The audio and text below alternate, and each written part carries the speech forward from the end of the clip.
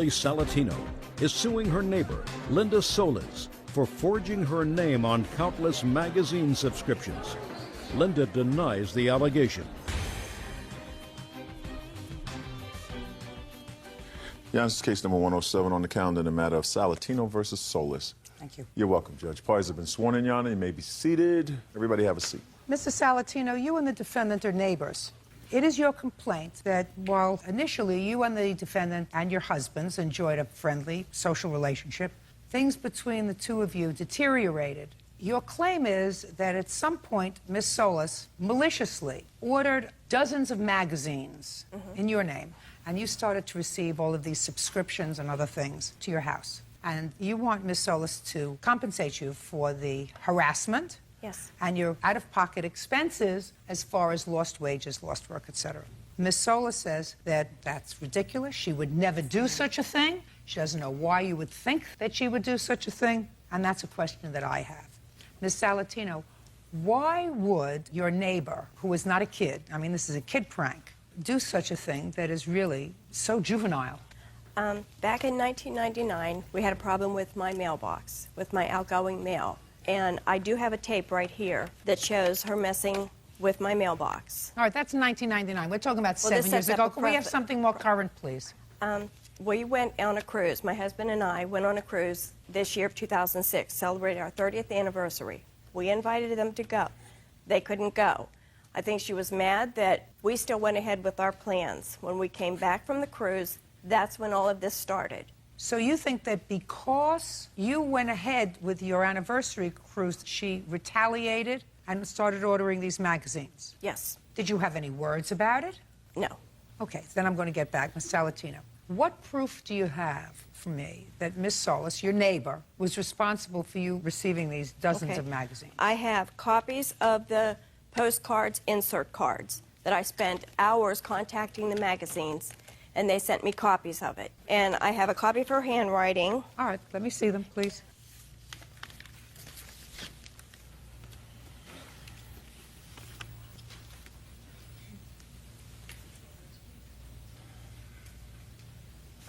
Okay.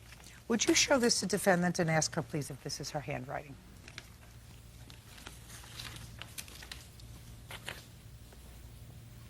Yes, it is.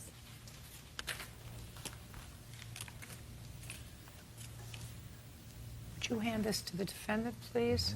Your pen.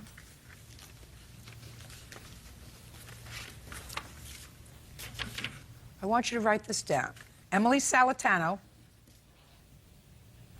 23 Drive, Cincinnati, Ohio, 45251. Now I want you to skip a line. I want you to write this down, please. Emily Salatano, 23 Drive, Cincinnati, Ohio. Skip a line. Okay. Mrs. Emily Salatano, 23 Drive, Cincinnati, Ohio. I'll take that back for whenever she's finished.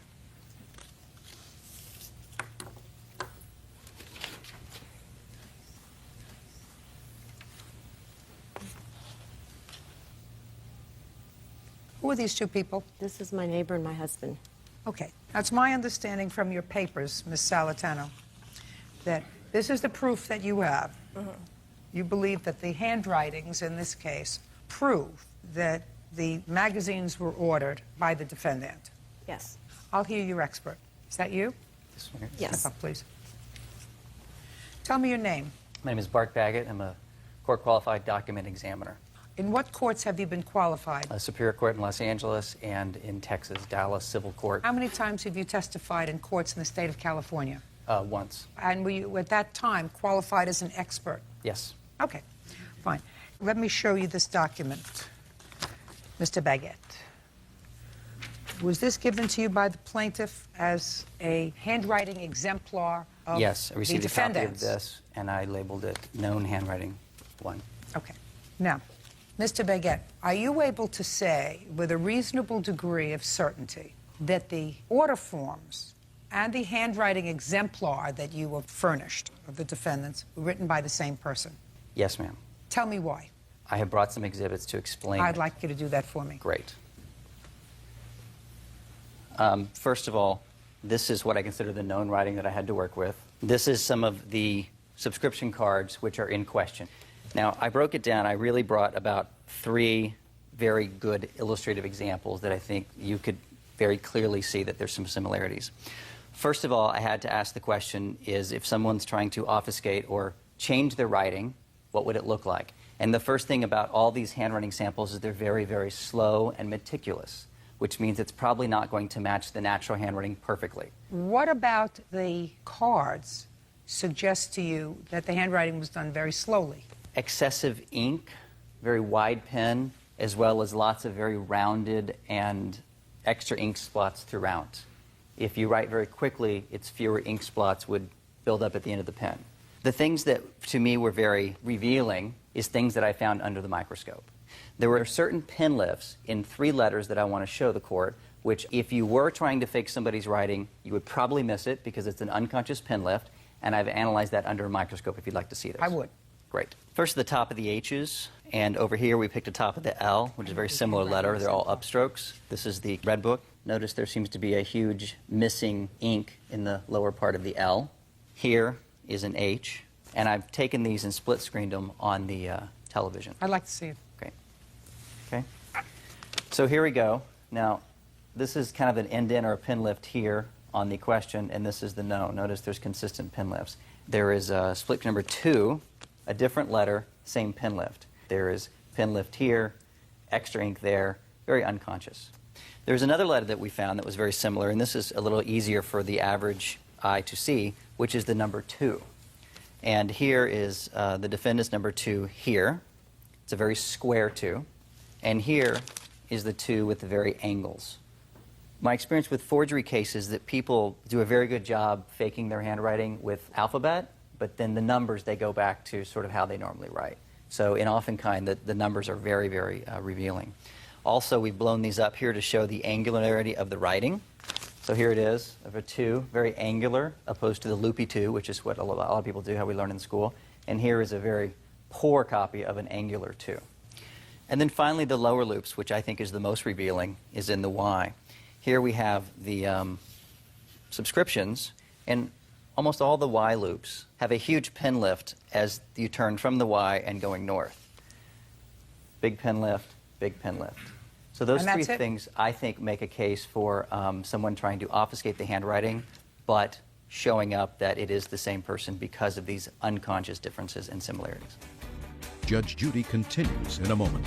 She acknowledges that she was miffed about something and she did a very stupid thing. She shouldn't have done it. It's 7 years ago. You can't be punished forever. We need more than that. And later today, My granddaughter has suffered. I want it stopped. It has to stop. real cases, real people. Judge Judy.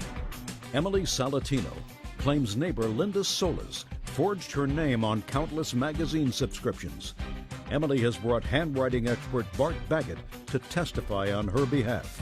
Well, I am certainly not an expert in the field of handwriting. Certainly, looking at this from an untrained eye, one would not say that these two people were the same. No, it's very different looking as far as Very slant, different looking. pressure, etc. Very different looking, and certainly many of these cards are different looking, as if different people wrote the cards. Some are printed, some are... I agree with you. However, looking at that, I made the conclusion they all are written by the same person, maybe using their left hand. So I also went down that road. I agree. Possible. But then you said that people may be able to change their handwriting, but when they come down to writing numbers, they usually go back to the way they usually wrote numbers, right? Which is why you looked at the 2. Yes, ma'am. I'm looking at the 4 and the 5 on what she just wrote. Mm-hmm. And all of the cards, they are really totally dissimilar. I agree. They do not match. The only one that you found that matched was 2, right? Of the number, yes, ma'am. But the 2s certainly don't match this. And that we haven't analyzed. Well, this you just wrote very quickly, Right. which is the way I was trained to have someone give a handwriting exemplar. You know, I mean, I was in the business for a while myself. Thank you, sir. Anything else you want to tell me? No, ma'am. I have seat, please. Miss Salatano, what motive would Miss Solis have for doing something like this? I think she was mad that we went ahead and went on the cruise without them. And the proof from '99 of her messing with my mail shows a pattern. You have her doing that 7 years ago. According to what you say, there was a misunderstanding. The two families got back together again, ultimately, and it was over. And she acknowledges that she was miffed about something, and she did a very stupid thing. She went over and she put down the flag on your mailbox. It was a childish thing for her to do. She shouldn't have done it. It's 7 years ago. You can't be punished forever. We need more than that. Did you order these magazines? No, ma'am, I did not. Do you know who did?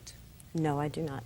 Why did you stop communicating with her after they went away on their trip? Were you angry? No, we didn't stop communicating. I have emails where she's emailed me. We've talked, but then when I started talking a lot to one of the other neighbors, she quit talking to me. She hasn't talked to me hardly at all. So I she had was no angry clue. about a new friend that you had, Yes, you think? ma'am. Miss Salatano, I am so sorry that you had all this aggravation. Unfortunately, this is a court where I require proof. Mr. Baguette is a lovely expert witness, and although he may be right, I am not comfortable enough to label somebody a felon and guilty of mail fraud on that kind of evidence. So it's too bad that you people who used to be friends are no longer friends. Maybe you can be friends once again, but I'm not satisfied that you've proven your case. The case is dismissed. That's all. Parties are excused. You may step out. And now the next case. All parties in the matter of Brown versus Davis, step forward, please. Rebecca Brown is suing her granddaughter's mother, Crystal Davis, for an outstanding cell phone bill and for the return of her granddaughter's clothes. Miss Brown, I gather that your son and Miss Davis had a relationship. Correct. And that relationship produced a child, a little girl, and you have legal custody of that child. Correct. You claim two things. You claim that when your granddaughter goes to visit with her mother, or had in the past, her mother kept some property of your granddaughter's that you bought for her. Correct. And in addition, you say that she owes you some money for a cell phone that you got for her. Correct. I gather that that's some of the property that was at your house? Yes. Okay, Bert, could we move that property from one table to the next, please? Is that all the property of your daughters that you have at your house? Yes. Okay. Now, I assume, Miss Brown, that you believe that there is more stuff there at the house than just this stuff. I'm not interested. That happens. Where is your son? My son lives in Virginia. Well, how often does he see his daughter? He does not, Why? because he doesn't want to. Are you in touch with him? I sent him an email just recently encouraging him to come see his daughter because his daughter made several remarks to me that concerned me as a parent about him. She stated she hates him because he does not love her. Sounds to me as if you got a lot on your plate. Yes, I do. Now, Miss Brown, have you sued your son for child support? No, Why not? because from the last time I heard he was unemployed because my intentions were to take him to court. You should. And I will, once I find out that he's working. You don't have to wait until you find out that he's working. I'm going to tell you why. Because Why? in the courts in this country, you are presumed to be able to take care of your children. And when I sat in the family court, I would say to people, I'm making an order. You go out and find yourself a job, and I don't care if you collect cans at a nickel a can. But you are going to support this child, and if you don't, I'm going to put you in jail. So you're going to have a choice. You're going to go to jail, or you're going to get a job. That's it. Now, let me hear about this phone bill. She got you a cell phone. Yes. At your request. Yes. And you were supposed to pay the bill. Yes. Did you pay the bill? Yes, I paid her what I used for that phone, which was $102.59. Why did you get her the phone, Miss Brown? I gave Crystal the phone, Your Honor, because of her daughter. Tyrell is Crystal's daughter, and she wanted to be in touch with her mother. And I said, okay, if I give her this phone, I would be able to track her by that number so her daughter could talk to her. She ran the phone bill up $102 the first time, and the second time she ran the bill up, it was $281.26. Did she pay the 102? She finally paid $100.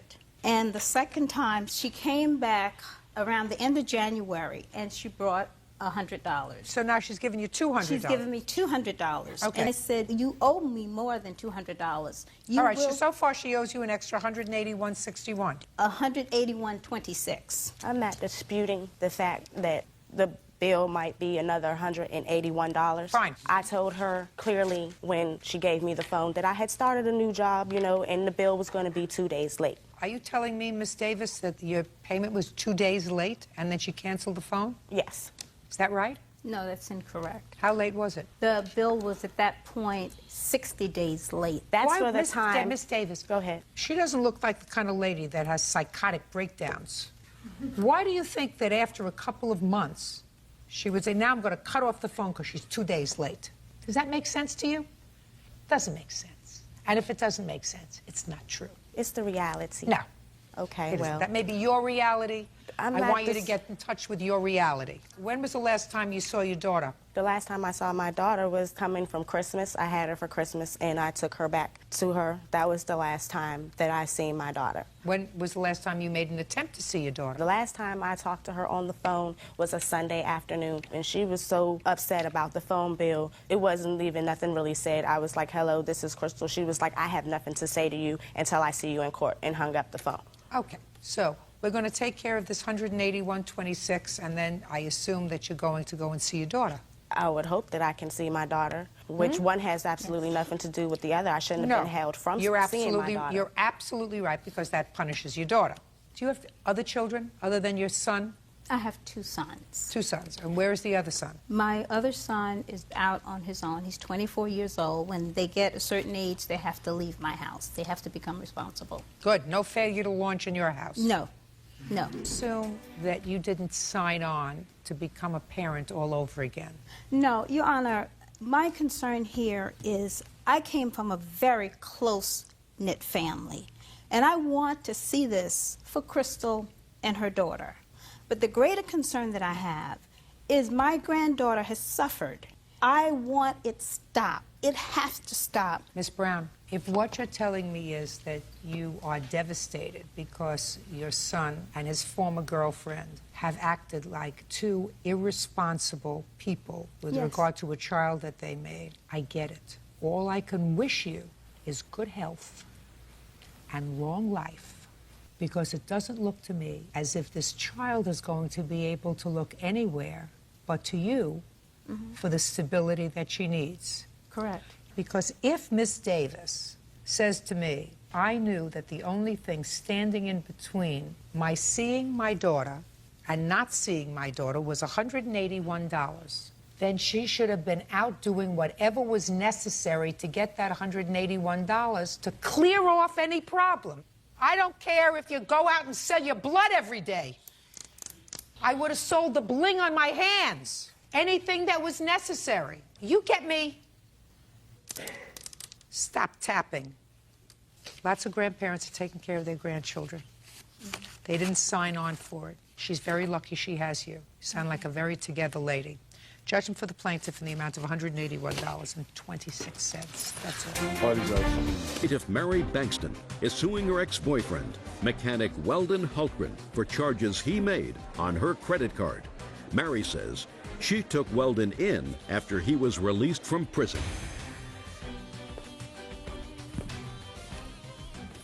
Now, this is case number 474 on the calendar in the matter of Bankston versus Hultgren. Parties have been sworn in. You may be seated. Folks, have a seat. Miss Bankston, who are these people? This is April Hultgren, Bo's daughter, and my fiance, Randy. And who is this? It's my fiance, Tara Harris. Everybody brings a fiance. What do they have to do with this case? Anything? She's seen some stuff and heard some stuff, and other than that, that's about it. Okay. According to what I read, Miss Bankston, he used to be a friend of yours or a boyfriend of yours? He used to live with me. Live with you as a boyfriend? Yes, ma'am. And then he went to jail. No, ma'am. He lived with me after he came out of jail. What year did you go to jail, sir? In January '92, And how old was April in 1992? 7. Who did she live with? When I was in jail, she was living with my mom and my dad. What happened with that? They died. When did they die? In '96, my dad died, and in '98, my mom died. What happened in 1998? She went to live with a friend of mine for a little while, and her mother come got her. After that, Mary went and got her out of a motel room. How old was she at the time, Miss Bankston? She was 13 when I took her. How did you find her in a motel room? She called me and told me she wanted something. She hadn't eaten in a few days, and I took her something to eat. And when I got to the motel, it was a bad place for her to be. And so I took her with me, and I raised her until he got out. When did you get out? In 2001, October 2001. Were you in communication with Miss Bankston while your daughter was living with her? Yes, ma'am. And what did you tell her in this communication? Told her I appreciated everything she was doing for her. Who was supporting her at the time she was living with you? I was. When you got out of jail, Mr. Holgren, where did you go? I moved in with Mary. Mary and your daughter. Yes, ma'am. Did you go to work? Yes, ma'am. Did you start supporting the household? I was pulling my share, ma'am. What was he paying for? He was paying like the electric bills, and I paid the house payment because it was my house before he came along, and he paid the electric bill and things like that. He was pulling his weight as long as he lived there. Yes, ma'am. Did you ever ask Miss Bankstrom how much she spent on your daughter while you were incarcerated? No. Why not? I don't have any idea why I didn't. Well, this lawsuit's very simple. It said that at some point you used her credit card after you got out of jail while you were living with her. You used her credit card. You told her you would pay for the bills on her credit card, and you didn't. And you owe her some money, $1,100. Right. So? She got me some credit cards off her account, and went and ate on them and done some stuff on them. I took my boy to World Series, Little League World Series up in Oklahoma on a gas card, and other than that, you know, I was paying them until I left. And so what happened when you left? I don't know, it wasn't a good scene. Did you leave with your daughter or without your daughter? I left without my daughter. So you left your daughter there? No, she wasn't living there at the time, I don't think. Where was she living? Living in another place. Where was she living? She was living with another friend of ours. Why? Her and her father did not get along, so she moved out of the house. Okay. Can I see the charges that he made? Yes, ma'am. Thank you. Would you like all the evidence? Or just Sure. that?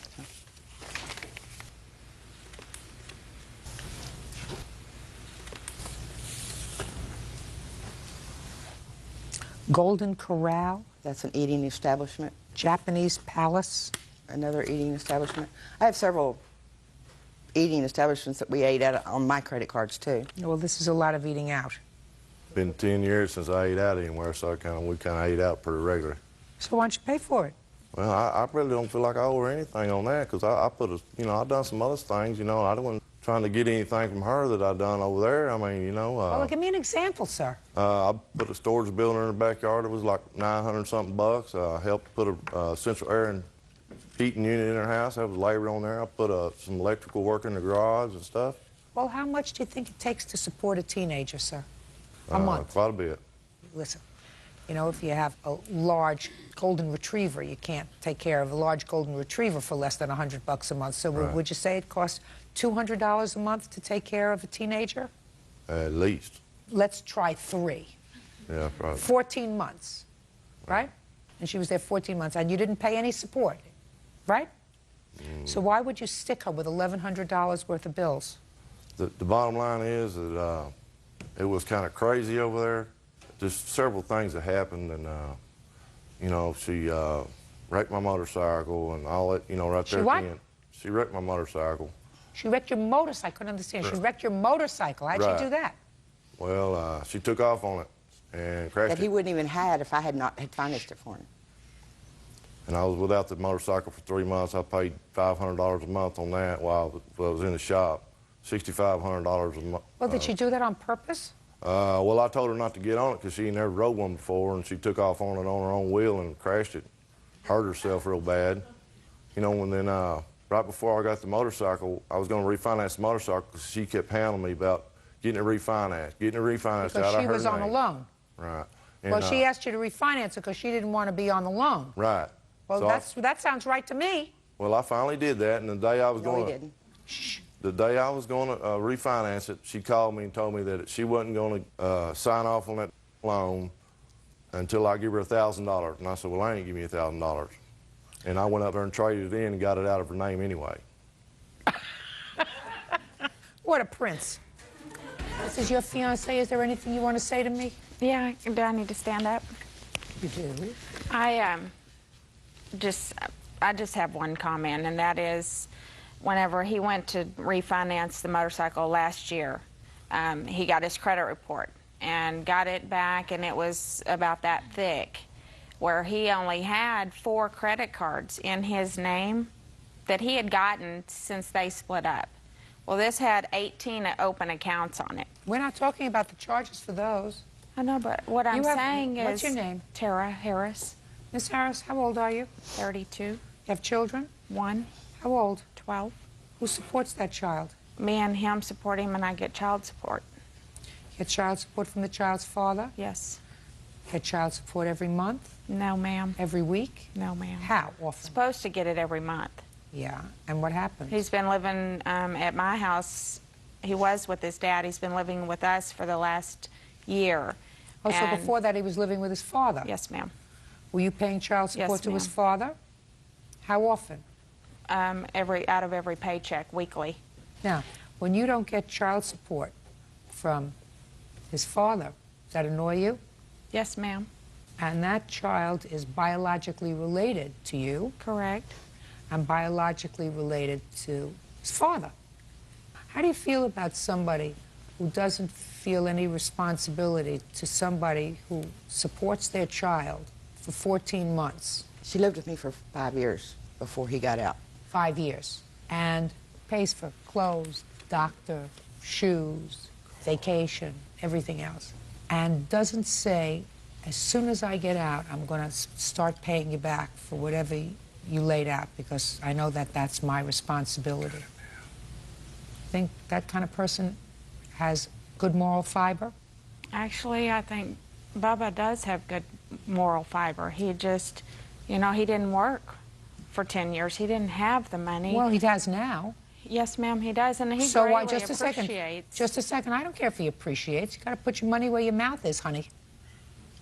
Appreciating is not good enough. How could you say he's got good moral fiber? He's working now. And if his child was supported by a stranger for 5 years, and not only supported by, but nurtured by, stayed with, you know, took care of when she was sick, whatever else, you start paying that back. You start saying that was my obligation. And because I committed a crime doesn't mean that I don't have that obligation.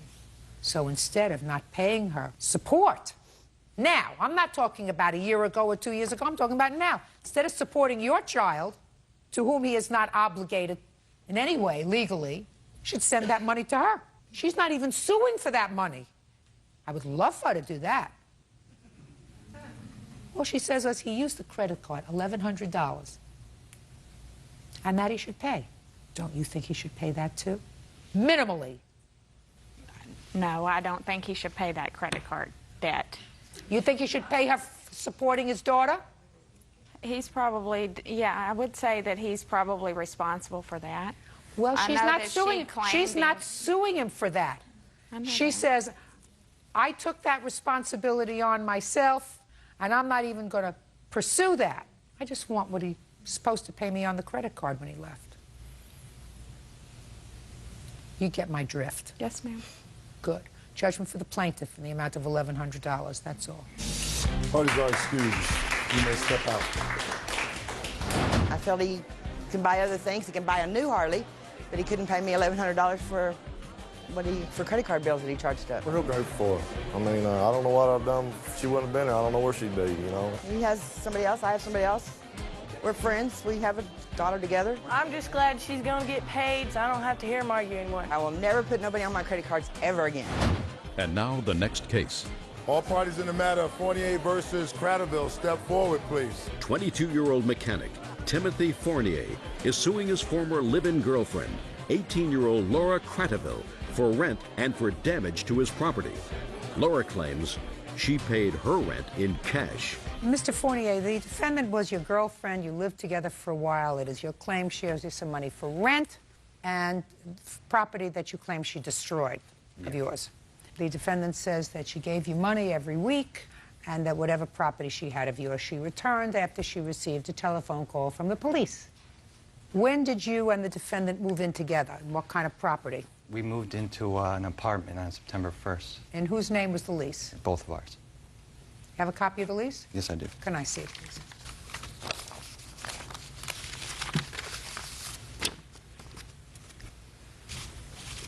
Mr. Fournier, does your hand always shake, or do I make you a little nervous? A little of both. No, I just make you nervous. Don't be nervous. It's a Tuesday. I don't do anything really bizarre to litigants until Friday. Judge Judy continues in a moment. I had a very big loan on a truck. What happened is it was taken and burnt. And Your Honor, that's not true. He took it. You pled guilty to burning the truck? yeah, well, yeah. Real cases, real people. Judge Judy. Timothy Fournier says his ex-girlfriend Laura Crateville owes for rent and for breaking his PlayStation 2. All right, so tell me how much money she owes you and from what? I have her owing half the security deposit and the first and second month's rent that she had never paid me for.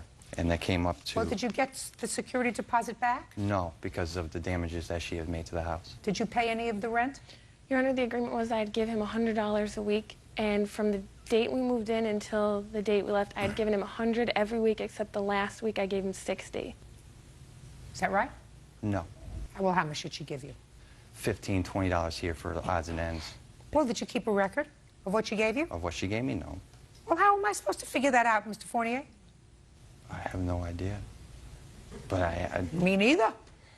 But I did not... Me neither. When two children want to play house and then it doesn't work out, you come into court and you say, here, this is my problem, you figure it out. Well, that's not the way responsible people behave. Did you keep a record? No, Your Honor. When did you separate? The day we moved out, on November 15th. Tell me about it. We had gotten to an argument that spawned from an online, me talking online about certain people, and then it spawned into like this big giant argument where insults were thrown back and forth to finally we had decided to break up. Okay.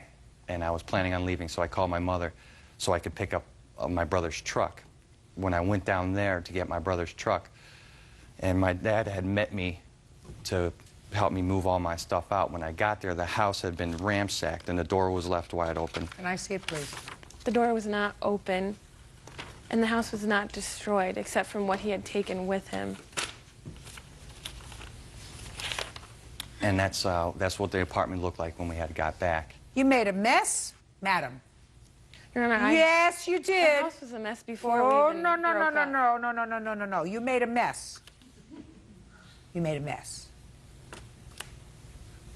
Absolutely. What? It looks like all her clothes. A lot of things would look like they're ransacked and thrown around the house. That's the way the house always looked. No, No, it's it always really looked did. like that. No. That's the bedroom. We didn't have anything in there but clothes. We didn't have a bed. We didn't have nothing. Nobody lives like this. We did, except maybe a unfortunately. 14-year-old. We really did. Well, you should have been neater. Should have been. Okay. How did you get out of this lease? I'm curious. She had signed herself off the lease, so what I had done is I was claiming bankruptcy, so I added that to my bankruptcy. Why were you claiming bankruptcy? I put myself into a lot of debt. How old are you? 22. How did you put yourself in so much debt that at your age you have to declare a bankruptcy? I was charged with burning my truck and attempting to fraud. So then when I pled out, I couldn't claim it, so. You're going to have to be more specific with me, sir. You're being very circumspect. I had a very big loan on a truck, and then what happened is it was taken and burnt. And Your Honor, that's not true. He took it. Shh. You had a truck that was on a lease. yes, And you owed a lot of money on it. yes. And it broke down. No, it was crashed and burned. You were charged with it and you pled guilty to burning the truck? Yeah, well, yeah. Okay. And then you had to make restitution Yes. for the truck. And how much did you owe? I owed 18 on the truck, 18,000. So you stuck the leasing company with $18,000. Well, yeah, I mean, I claimed What do you mean, well, bankruptcy. yeah? I mean, they came after me and I went bankrupt. What do you think? Do you think somebody comes down and gives the leasing company $18,000? When you declare bankruptcy, if you own somebody a debt and you declare bankruptcy, What that means is that they're now stuck with a truck that you burned. Yeah. Who advised you to do that? Your father? You didn't advise him to do that, did you? Nope. I should hope not. So what you're telling me, sir, is what you did was you decided to lump the whole thing together. That when you declared bankruptcy for this truck, you also lumped together the broken lease. Yeah. And you expect sympathy from me, is what I'm asking you. No, I'm not expecting sympathy. Ah, perfect, good. All right, so what property do you claim she took or destroyed? She had taken my PlayStation 2 that night. Good. Now, she says in her answer that she returned it to you. She did, but it came back broken. Where did you get the PlayStation 2 from? Sears. And you put it on your credit card? Yes. You declare bankruptcy on that credit card, too? Yes. Get out of here. Is he playing with a full deck? Yes. Does he not understand a concept of morality? Yes, he does. Well, it's not evident here, sir. He took advantage of Sears by lumping them into his bankruptcy rather than paying off the credit card. And now you're suing her because you want the money. I assume if I give you the money for the PlayStation that you broke, you're going to give it to Sears, right? No. Get out of here. Oh, goodbye. Have a happy life. Dad, you got a lot of work to do. He's 22, maybe still salvageable. Goodbye. These are excused. You may step out. Rhonda Lynn is suing her former neighbor, Linda Blaney, for false accusations of punching her in the face. Rhonda claims it was Linda who attacked her with a weed eater. All rise.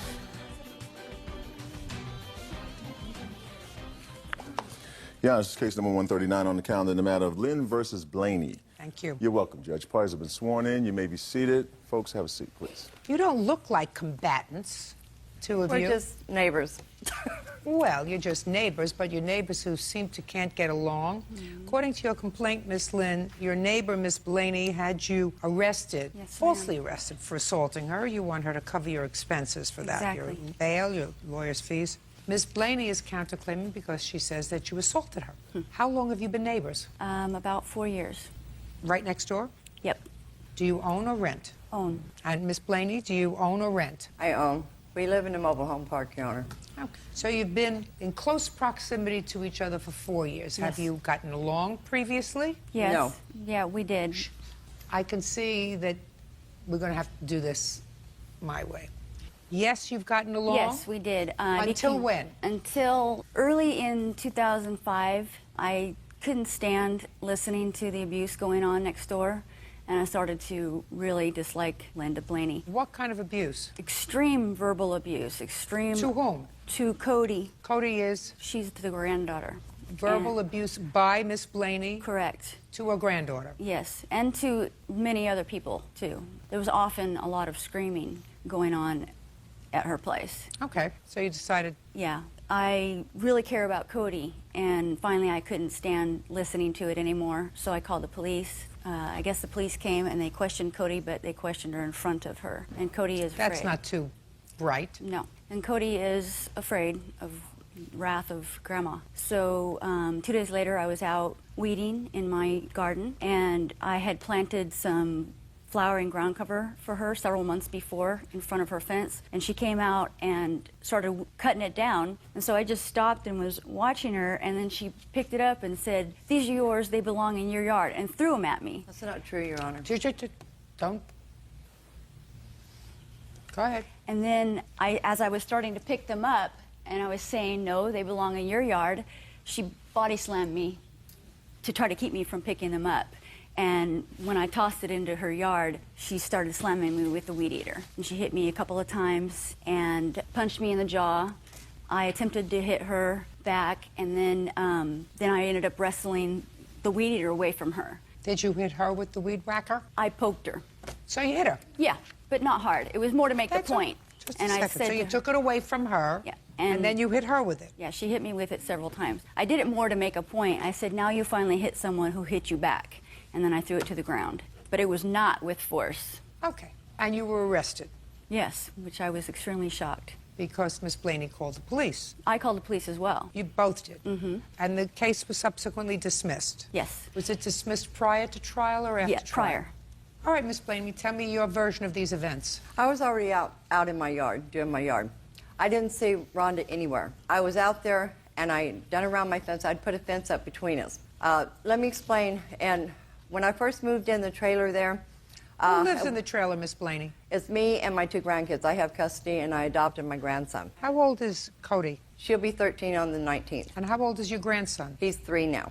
I've had them both since he was 3 days old. Where's their mother? Her mother is in rehab right now. At the time I took her, she was really highly on drugs, and she was running the streets and prostituting at that time. Your daughter? Yes, ma'am. And she's the mother of the 3-year-old as well? No, my son is the father. Your son is the father of the 3-year-old? Yes. Where is he? He's in prison right now. Sounds to me like your mothering skills aren't so terrific. Well, they didn't start doing this until they was in their 30s, so. Her son's only in his early 20s. My son is 33 years old. I don't care if he's 33, I don't care if he's 15. Okay, so, keep going. Can I tell you ahead of time what had happened?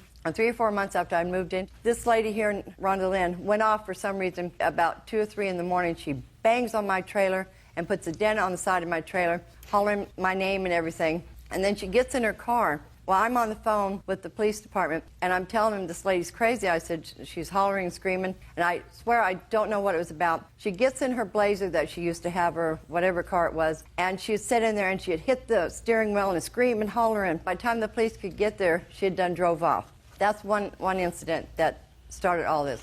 Next one, she takes my granddaughter into her trailer and cuts her hair without my knowledge. Nobody told her to cut her hair. She had no reason to do that. Then she had called the police and said, I bit my granddaughter. Okay, I was biting my granddaughter. That's what they had told me. And I'm beating my kids in there. I don't whip my kids. That's my problem. Maybe I should whip them, but I don't. I would say that that's not a good idea. Why did you cut her granddaughter's hair? Actually, she had cut her granddaughter's hair, and it was, extreme. Why did you cut her granddaughter's hair? Because her granddaughter was crying to me about how she felt that it was extremely uneven, and all I did was even it up. Could hardly tell, except it didn't look Did you ask choppy. her to even out your hair? Yes. No. Well, how come you let her cut your hair? I couldn't say no because I was just in the mirror. She was just fixing it up for me, I guess. Okay. Not a big deal. Cody's afraid. You're not supposed to touch somebody else's child's hair, change their appearance. Cody's afraid of her grandmother and has asked me 3 times to adopt her. And unfortunately, her grandmother has convinced her to lie about this today, which is, I'm sad about that. I wouldn't be sad. I think she's a very nice young lady. Yes, she is. Thank you, Your Honor. Now, let's go to May 11th. Okay, like I said, I put a fence up to keep the baby in. While I was going around the fence, I went outside because I have about this much section in front of my yard that has grass there. So I go around there and I start weed eating. Well, these things that she had planted a couple months prior to that, they was going everywhere into my yard where the baby was picking them out. So I picked them and started picking them out. Well, I'm down like this on the ground and I'm throwing them this way, not realizing it's going over on the driveway in front of her trailer, excuse me, And so I had every intention of picking them up and taking them, after I got through. She comes around her trailer and she said, "You don't throw them on my property." I said, "Rhonda, just get away from me." "Oh, you want to fight, huh?" And all of a sudden she hits me, which I have pictures to show the swelling of my jaw. While I'm down, I get up and then I'm not going to lie, I swung at her, but she kept doing this to me, okay? And that's fine. So I took the weed eater and I pushed it in her. So you hit her with the weed whacker? I didn't hit her. I kept trying to keep her away from me. And then all of a sudden, I have a scratch here. I got pictures of that where she jerked as hard as she could, and then she just slung it and hit me on my side. I have pictures also on that also. So that's when I go into the trailer. My neighbors come running, and I went inside, and they all came inside, and that's when the police came. I didn't call them. I didn't have to. There was other people that called them. Okay. Judge Judy continues in a moment. I have a witness too, Your Honor. Who was that? Your boyfriend? No. He was the neighbor. No. She's been seeing him. No, I have not. Real cases, real people. Judge Judy. Rhonda Lynn claims former neighbor Linda Blaney had her falsely arrested for assault. Linda is countersuing for pain and suffering from the alleged attack. Okay, Cody, you want to stand up next to your grandmother? Did you see any of these events from the beginning or from the end? The only scene I seen was the one with the weed whacker on May 11th. Well, tell me what you saw only, not what anybody told you, okay? I was inside with my baby cousin, and we was watching TV. Then I heard a lot of commotion with Rhonda and my grandmother. And then I walked outside to see, and they were both fighting. And then my grandma did push the weed whacker, and she's like, Rhonda was like... Push the weed whacker in her stomach? Yeah, not eventually, like, right here. Just, Okay. like, get her away from it. And then she's like, did you see that, Cody? She hit me. I was like, don't hit my grandma. So I went inside to call 911. And the police got here, and they started taking pictures of my grandmother. Okay, now I'll see your photographs, Miss Blaney. This one's on my wrist, my ribs, right here. And this is the picture of my yard where it all happened. Right here, both of these. I also have photographs and all of that too for you. And I also have the police report and more documents of her record that was pulled.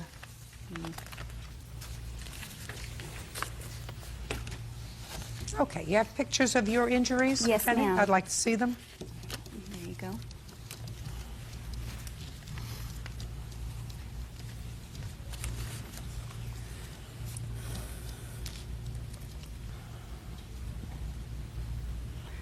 Your Honor? Yeah. There is an open case against her now for hitting another lady in a wheelchair. I have the report here from the police department. Listen to me. I think you both behaved very badly that day. I agree. I think that you both behaved like children, not like grown-ups. I think that when you started pulling out the stuff and throwing it on her driveway... It wasn't on her driveway. It was in the street, Your Honor. Well, you told me it was in her driveway. You were Well, taking out it's in the street in front of her trailer. She thinks she owns the driveway right there. I think... Listen to me. Miss Blaney, you told me two things. You told me you took it out, but you didn't realize you were throwing it in front of her driveway. Right. And then you said to me, but I was going to pick it up. Right. So if you didn't realize what you were doing, why would you think I'm going to pick it up? Because the fact when I do my yard, it always goes out into... The way the trailer park is, Your Honor, you come Miss into a... Blaney, either you didn't know you were doing the wrong thing, or you knew you were doing the wrong thing, and you tended to clean up after yourself later. My whole yard needed to be cleaned up because I had the weed whacked all in front, if you look at the pictures. Listen to me. Okay. I think that you both behaved badly that day. I have a witness too, Your Honor. Who was that? Your boyfriend? No, he Yes. was the neighbor. No. She's been seeing him. No, I have not. I have a boyfriend. Listen, you don't want me to dismiss your case, do you? No, Your Honor. I've already warned you once. Thank you. Go ahead. He lives across the Come on. driveway, and he and his girlfriend were on the porch and watching me weed and all that. Tell me your name. Aaron Hukel. Mr. Hukel, you remember May 11th, 2005? I do. What time of the day was this? It was evening time. What were you doing on the porch? I was talking with my former girlfriend. We were discussing our day. And how do you know Miss Lynn? She lives across from me. Still does. Still does. So tell me what you observed on May 11th. Just heard them arguing. Then when I looked up, I seen that she had hit her with the weed eater, and then she took it back and hit her back with the weed eater, and she grabbed her side and ran inside.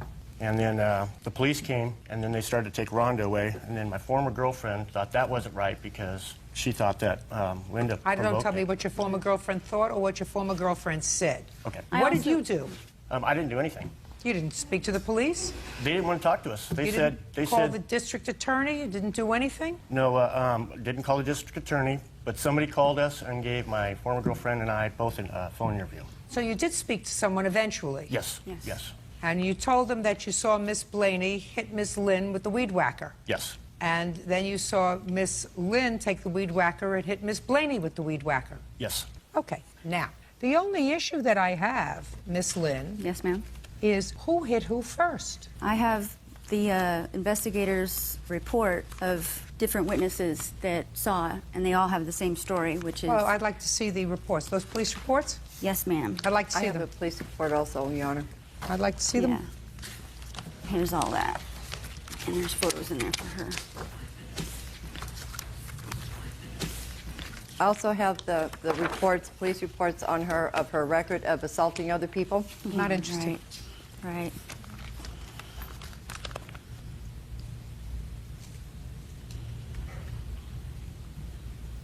Did you speak to the district attorney, Miss Blaney? Yes, I did. They kept postponing the case, and it kept going and postponing. And I told him, I said, you know, I'd rather just put this behind me. I said, I don't even want to do this anymore. I said, I want to find me a place to move to. I said, I'm just tired. I just want her to leave me alone. So I'd rather just leave it alone and let's go on with it, is what I told the DA. The truth is that she had no evidence. Oh, that's not true at all, Ms. Lynn. That's not true at all. Well, according to That's the not lawyers. true at all. Right. Here's the first statement by an Aaron Hukel. That's you. Yes. You said to the police, you indicated that words were exchanged between the two women. You couldn't hear it, and at one point, Blaney appeared to attack Lynn, swinging her fist toward Lynn. You didn't tell me that, sir. That's because I don't remember specifically at the moment, so that's why I didn't say it. You said that to the police, but you didn't say that to me. Correct. Okay. And what's your girlfriend's name? Your ex-girlfriend? Erica. Well, Erica says clearly that you hit her first. Well, see, I was down on my knees, Your Honor, and they didn't see that because my car was right there. And then when I stood up... Who's Rose? She was another neighbor. I fired her husband I used to be apartment manager. I fired her husband, and that's the not her reason why husband. they done this, because they wasn't even nowhere around when this happened. Yes, they were. Your Honor, right now they're against Rhonda because Rhonda started on them also. That's why they're not here. She started to fight with this woman Listen here. to me. I want you to be quiet. Okay. One thing I don't understand, Miss Lynn. Yes, ma'am. When you saw Miss Blaney outside, why did you go outside? I was actually outside first. I'd been out there weeding for about an hour. Well, you weren't both weeding in the same exact... No, she came... Shh. You can sit down now. You weren't both weeding in the same exact spot, Miss Lynn. No. So there came a point when you went over to where Miss Blaney was weeding. There's no question about that. Actually, I was on my side weeding in front of the fence. Well, fence is right here. I was right there. And she came out, and she was literally like 3 feet from me. And so I just stopped, and I watched, and then that's when it happened. And the fight actually happened in front of my place, not in front of hers. I'd like to point out, too, that I am a minister. Of what? Internet. Of... No. Your counterclaim is dismissed, Miss Blaney. Do you understand? Yes. I warned you 3 times. Third time's a charm. You get it? Yes. Because there is no question in my mind that you hit her first with the weed whacker. I don't know whether she hit you first in the face, but there's no question in my mind that you hit her first with a dangerous instrument. And she wrestled it away from you and hit you back. So when I say that you both behaved badly, you both behaved badly. So I have absolutely no compunctions dismissing your counterclaim. You get it? Yes. Because you can't control yourself. And quite frankly, Miss Lynn, I'm not so sure that you didn't hit her first. I swear to God, I did not. Not sure, because if you had had bad feelings against this lady, and clearly you did, you had called the police on her 2 days before. I don't know if it's the first time or not. I don't know if the incident that she refers to with regard to the car and the truck... None of that happened. I'm not so sure. I'm not so sure. It's true. And I'm certainly not so sure about this minister business. So I'm going to ask you again. You're a minister of what? I marry, bury, baptize, but all I've actually done is marry. Do you have a congregation?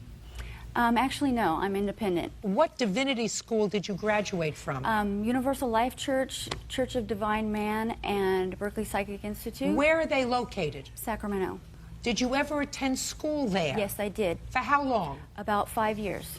Are you telling me you were a full-time student in a divinity school in Sacramento for 5 years, or are you pulling my leg? Not full-time. It was part-time. How part? Evenings and weekends. 5 evenings a week and weekends? 1 evening a month? No. 2 evenings a year? 1 weekend seminar? Very easy for me to find out. A minimum of 3 nights a week. For 5 years? Well, after I became You know a that I minister, don't believe a word you're telling me? I'm telling the truth. No. First of all, I never heard of any of these ministries. That doesn't mean that they don't exist, but it's not like the First Congregational Church. There's Baptist a copy Church. of my credentials at the back of that. Just, all right. Miss Lynn. Yes, ma'am? Let's get it together, madam. I don't believe you. I think that you and Miss Blaney acted badly on May 11th. I don't think it requires a lawsuit. I have already dismissed her counterclaim because I'm telling you that I think she behaved badly and she was the first one to hit you with a dangerous instrument. And I'm not convinced that you did not hit her first. were annoyed that she was taking these weeds and throwing them on your property and socked her first. She has pictures of her jaw, which appears to be black and blue. Black and blue jaw doesn't come from the weed whacker where you hit her in the knee. So I feel real comfortable in saying I don't believe that either one of you did the right thing on May 11, 2005. The cases are dismissed. That's all. Why did you excuse me? Assistant Director of Human Resources, Naheed McGowan, is suing hair salon owner Manouk Kasabian for damaging her hair and scalp during a Japanese hair straightening process. Naheed also claims Manouk is guilty of sexual misconduct.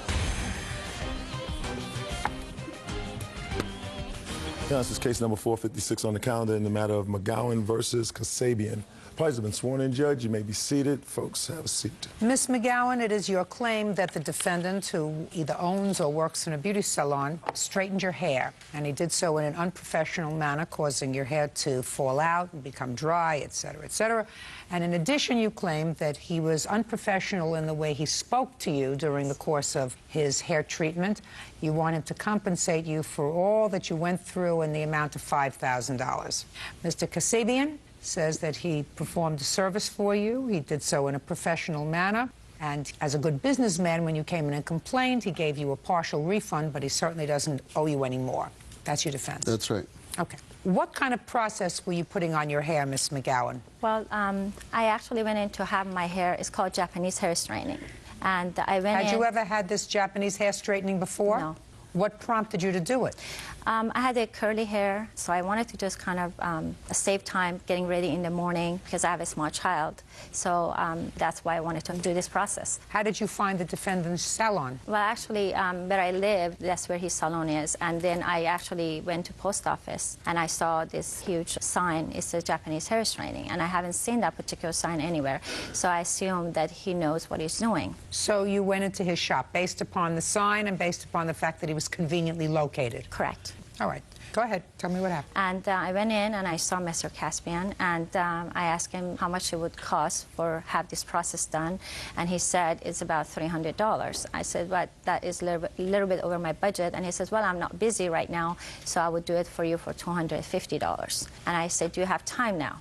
And he said, yes. I said, that's fine. And then immediately, you know, I was sat on a chair, and then his assistant, Barry, started putting chemical on my hair. And then she proceeded to tell me, well, it's going to be kind of uncomfortable, this process. I said, how's that? She says, well, you have to go through a process of putting, you know, put you under hot steaming cap, and then we have to rinse your hair with a very cold water. I said, okay. And she says, you have to go through this process at least 3 times. At this time, I was like really afraid, but I had chemical in my hair, so I sat there and I endured. And then after she was done with everything, she proceeded to tell me, well, your hair is like really uneven because now that you have your hair straightened. And then Mr. Caspian came over and he proceeded to cut my hair, and then I was wearing a cap, you know, one of those robes they give you when you're going through the hair processing thing. And then I noticed that my chest was kind of showing, and then he was looking through the mirror. And I immediately, as soon as I realized that, I covered myself. And then he proceeded to ask me whether I was married. And I said yes. And then he says, oh, I hear you have an accent. Where are you from? And I said, well, I'm Persian. And then he says, well, I hear the Middle Eastern women, they're really good in bed. And they cook and they clean and bring home money, and they give really good service to their husband. Do you do that for your husband? And I was like really shocked by this time, and I tried to keep my composure. I was so upset at this time. Why didn't you just tell him it's none of his business? Well, Your Honor, as a child, I was sexually assaulted. And then this whole situation, when you're sexually assaulted by anyone, when you're a child, the whole thing came up for me. And I was very upset at that time. I was actually retrieving. I was thinking, okay, this is not happening to me as a grown woman. And I was very upset. And then he proceeded to tell his assistant, pointing at this one woman, and he says, oh, she's very pretty. And then he pointed at her butt, and he said that I'd like to have some of that. And then I was just so shocked. And meanwhile, I'm like totally seeing my hair is just, you know, I'm so upset about my hair, and this whole thing is happening. And then I asked his assistant, I said, is he married? And she proceeded to tell me yes. I said, and he goes, but he also has a kid. I said, does that make you uncomfortable? He makes comments like that. And she proceeded to tell me, well, you just get used to it. And then they also told me that I have to buy some products in order to have the special, you know. All right, so far, listen to me, Ms. McGowan. So far, I don't hear lawsuit, madam. I hear you didn't have a nice experience, but I don't hear lawsuit. Okay. So far, what I'm hearing is you went in to get your hair processed. You'd never had this process before. You didn't ask enough questions. When they straightened your hair, it was uneven because certainly curly hair is cut differently than straight hair, so he cut your hair. And while he was cutting your hair, if I believe everything that you say, he acted like an idiot. He said things that were inappropriate, okay? Inappropriate doesn't equate to lawsuit. Right. Do you understand? Yes. Inappropriate translates to, he says stupid things. Right. You know, you're married, do you cook, do you clean, do you service your husband? I hear women from where you are do that. It's, you know, if I believe you, and he's going to tell me it didn't happen, I'm sure, right? Exactly, it did not happen. Okay, but if I believe you, madam, that's not a lawsuit. Exactly. So then let's get on to the lawsuit, please. Okay. When I got home, I had a massive headache. I actually had my scalp starting to feel really raw, and I called urgent care. So I went to see a doctor. Let me see the report from urgent care. This is the urgent care. And the receipt. They gave me Vicodin. They told me. Just.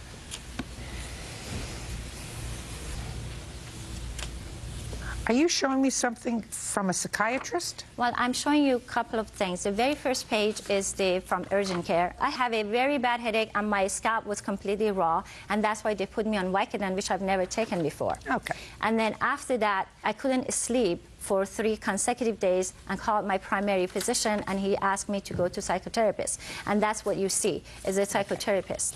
What else? And then during this time, I actually went to another beauty salon who they knew how to retrieve my hair, and these are the costs. That I have the receipt, and also some of the product that I had to get to. I don't hear anything wrong with your hair. My hair is chemically burned, Your Honor. Are you telling me that less than a month after this treatment, you went to another hair salon and had hair color, highlights, and a deep conditioner? That's Is that what you're telling me? Yes. Madam, listen to me very carefully. Common sense suggests that if your hair is burned because you've had it straightened or because you've had it curled and have a permanent, and if it's not in good condition, the one thing you don't do is put more chemicals on it. Judge Judy continues in a moment. She just walked in, no appointment, nothing. You're Listen, Miss lying. McGowan, look at me. Don't speak. Did you hear how quiet he was when you were testifying? And you were testifying for 12 minutes? Listen! And later today. I cleaned up everything that was on the tile. The hallway charge is absolutely bogus. Listen, if you got dye on the door in October, it shouldn't have still been there in November. I understand. Good. Real cases, real people. Judge Judy. Naheed McGowan says hair salon owner Manu Kasabian owes for damaging her hair during a Japanese hair straightening process. I'm ready to listen to you, Mr. Kasabian. Go ahead. Thank you, Your Honor. First of all, Your Honor, this lady, she walks into the salon like a month before she came back in. She said she saw the sign, and she wanted to have like some knowledge about the way it's done. So I took the time and I explained to her from A to Z how it's done. So she left. Came back a month later, she just walked in, no appointment, nothing. You're Listen, Miss lying. Miss McGowan, look at me. Don't speak. Did you hear how quiet he was when you were testifying? And you were testifying for 12 minutes? Listen! Did you hear how quiet he was when you were testifying? He didn't say anything. That's what you're supposed to do.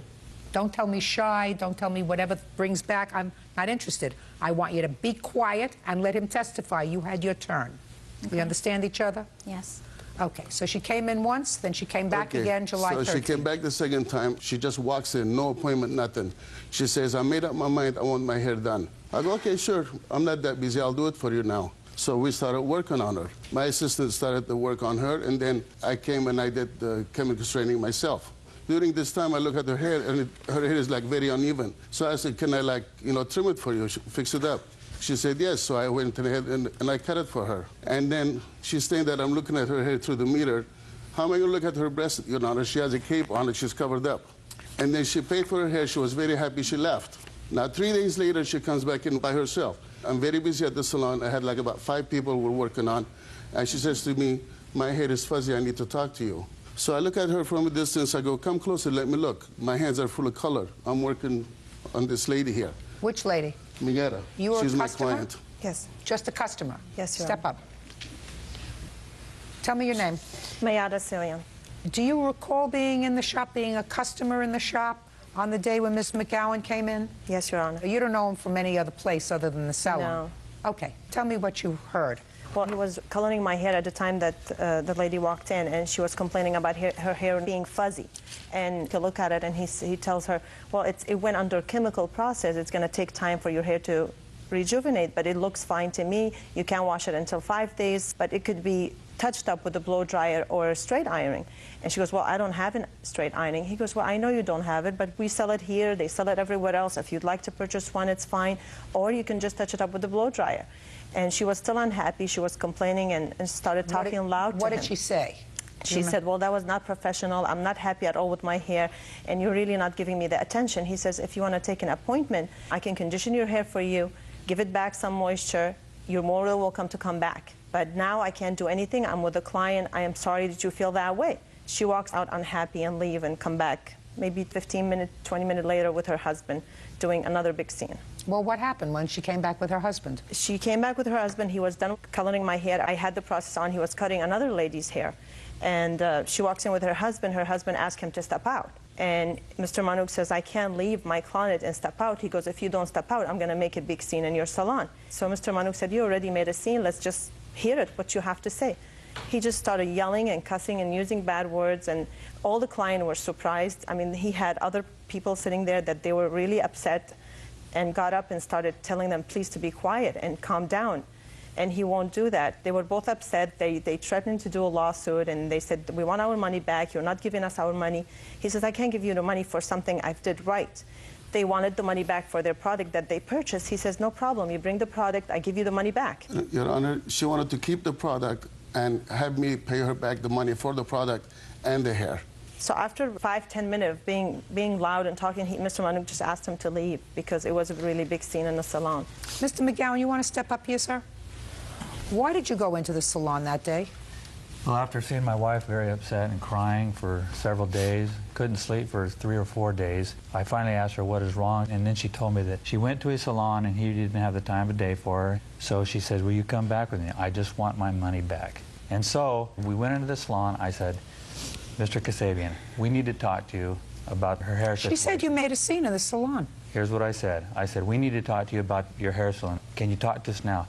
No, I'm busy. I said, you wouldn't talk to my wife a while ago. I said, you need to talk to her now. Either you talk to her now or everybody's going to hear it. Well, why would you do that, Mr. McGowan? That's outrageous. Sir, listen to me. That's outrageous.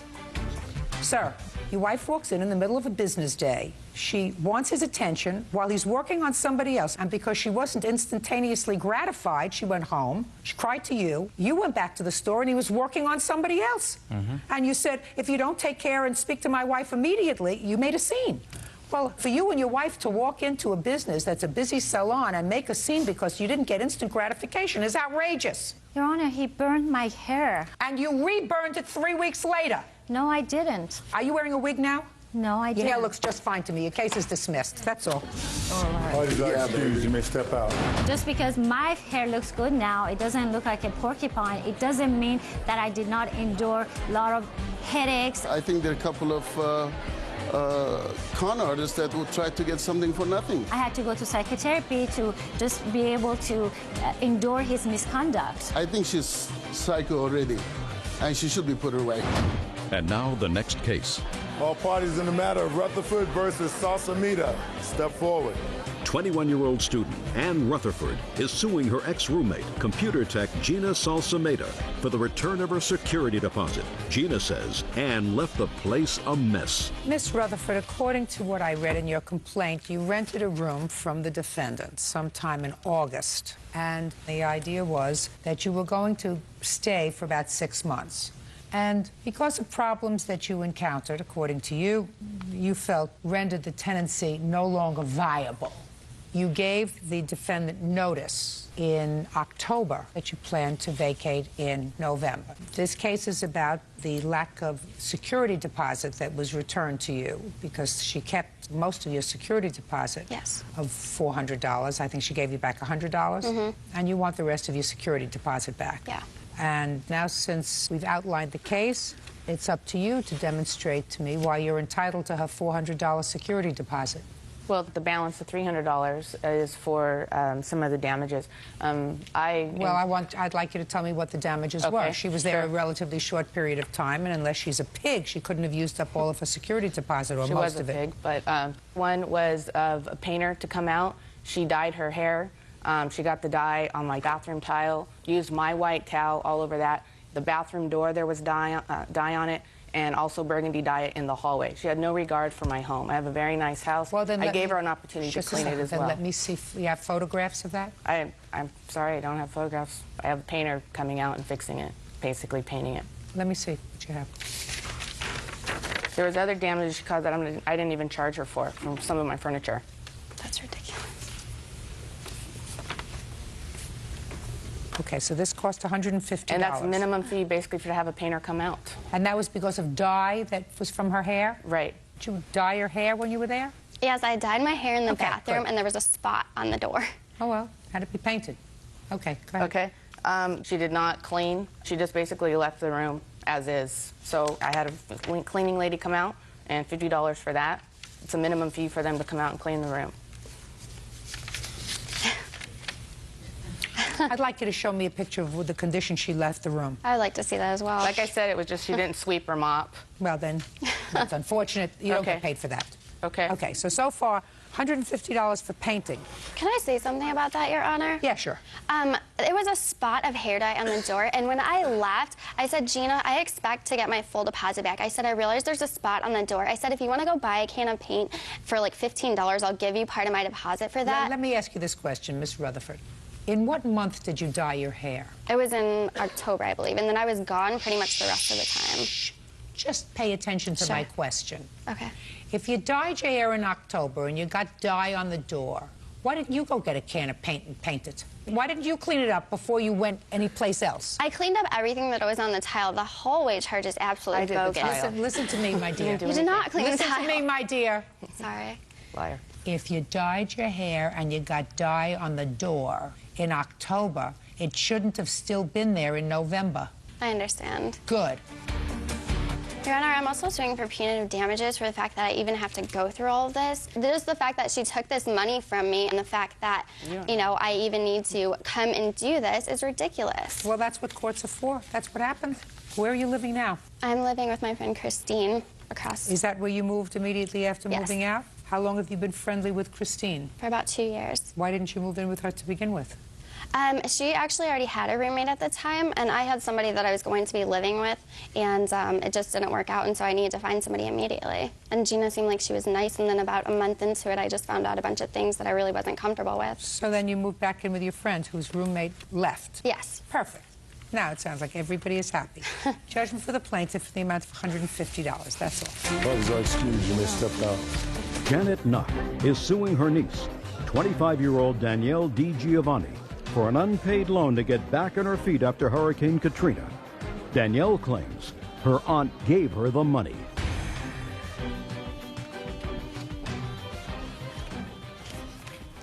Yeah, this is case number 219 on the calendar in the matter of Knock versus DiGiovanni. Thank you. You're welcome, Judge. Parties have been sworn in. You may be seated, ma'am. Have a seat.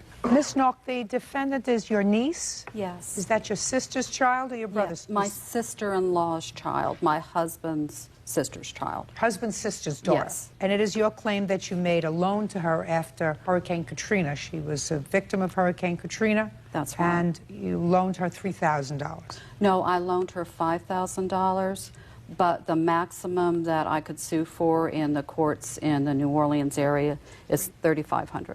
So the loan was for $5,000? The loan was for $5,000 originally. And the defendant says you never made a loan to her. She received the money from you. It was a very generous gift. So I have a couple of questions for you. The money that you gave to her was money that you took out of savings? No, I had to actually make a loan. You took out a loan? Yes. To give her the money? Yes. From where did you take out the loan? Originally, it was from my bank, and then I had it transferred to a credit card because for the first 6 months, it would be 0% interest. So you are paying that back? Yes, I am. Okay. Do you work? Yes, I do. What kind of work do you do? I work in a nursery as a horticulturist and gardening consultant. How many people live in your household? My husband, myself, my 2 sons. How old are your sons? One is 20 and one is 22. Do they work, go to school? What do they do? My youngest son is trying to prepare for college. So he's preparing? He's preparing right now. We have to get money together and everything for that. And your oldest son? My oldest son is working. Your husband? My husband works. What kind of work does he do? He has a degree in broadcast journalism, but he's working at a trucking company. Okay, so you're a hard-working family. Yes, we are. Do you own your own home? Yes, we do. Have It's a still mortgage? not paid for. And what about you, Miss Giovanni? How old are you? I'm 25. What do you do? I am a sales rep for a jewelry store in New Orleans as of 2 weeks ago. And before that? Before that, I was very ill throughout the beginning of the year. I did not hold a job because I was in and out of the hospital. What was wrong with you? I was raped in January. In February, I was diagnosed with cervical cancer.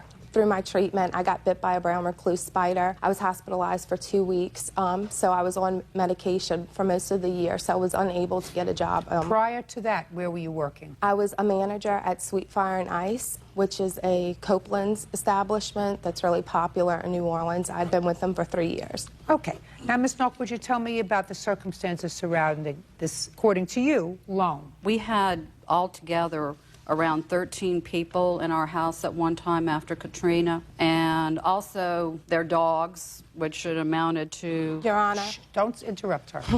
Don't interrupt her. Okay. Don't read. Just tell me. Oh, okay. You had 13 people, family members. Plus their dogs, like 7 dogs. And these 13 family members, they were your husband's family members. Yes. They came to your home right after Katrina? Right. With their assorted pets, etc. Yes. Okay. Go ahead. But it was a little rough for a while. Danielle told me that she was going to be staying in the Atlanta area anyway because this restaurant that she was working for was opening up a new branch. So she had to find a place to live with her fiance and her little girl who was about 2 years old at the time. And she said she had Who was lost... also staying with you off and on? Off and on, yes, and I babysat her a lot also. Okay. And they ended up renting a house in the Atlanta area.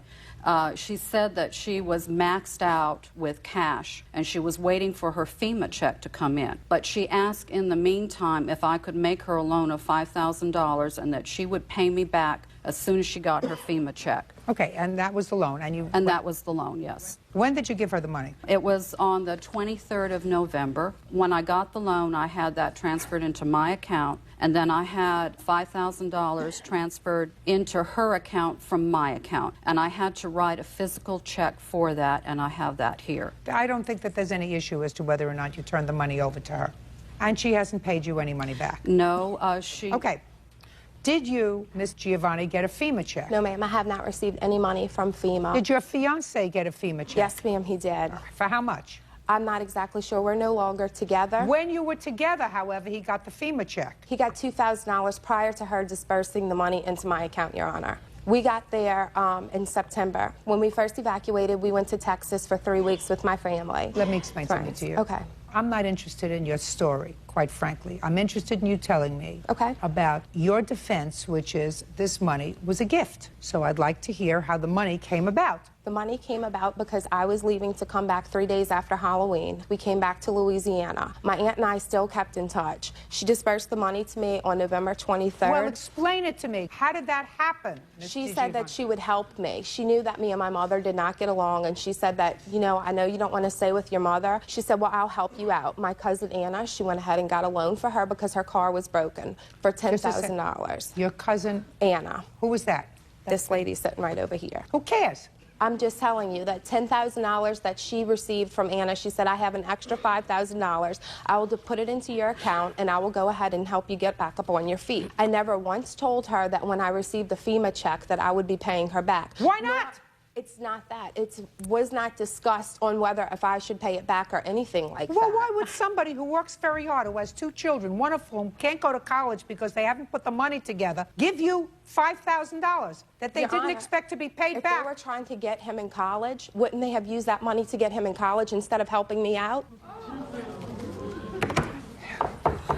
I'm sorry, that's what you think. But I wasn't living with her. I did not stay with her, Your Honor. I stayed there one night. I was there a week. What difference does that make, Ms. DiGiovanni? The difference makes, Your Honor, is that she was harassing my family and telling my family that she gave me the money and then I spent it on a breast augmentation. Well, just a minute. Judge Judy continues in a moment. You have a piece of paper that says what? That he paid for it as I don't care if he paid for it. Didn't you hear what I just said to you? Yes, I understand what you're saying. No, you don't. Not if you keep talking. And later today. When I first introduced Sarah to my wife, Sarah and my wife got into it. Sarah went after my wife, and my wife invited her to be in the wedding even after that. Real cases, real people. Judge Judy. Janet Knox says her niece, Danielle DiGiovanni, owes for a loan to get back on her feet. Janet claims instead of paying her back, Danielle got breast implants. After you got the $5,000 from her, did you have a breast augmentation? I did, but I didn't pay for it. And I have proof for that. I don't care who paid for it. I don't care who paid for it. You're talking about prioritizing.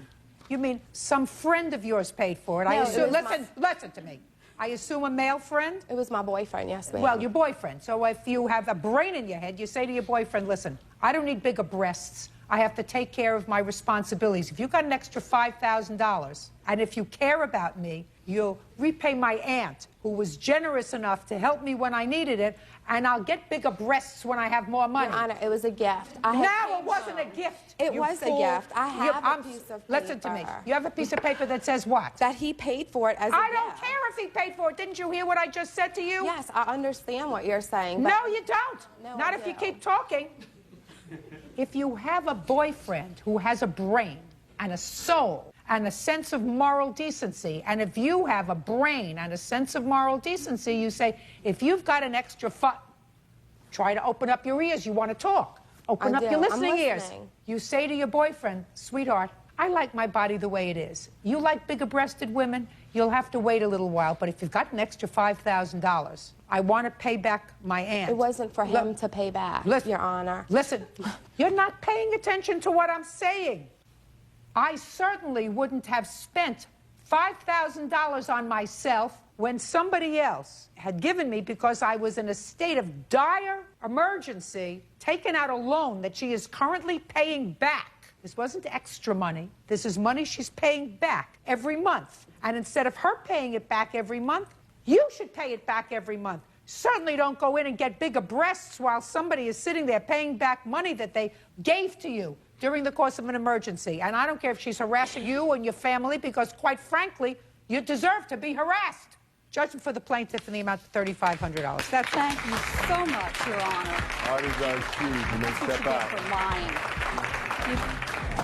How can I give the money if I don't work? When I found out from her grandmother that she had a breast augmentation, I don't understand. If I'm going to pull the money out, I was shocked. I became ill after my breast augmentation. She had to have that done for her self-esteem. I'm sure there'll be bad blood. I really don't want to have anything to do with him anymore.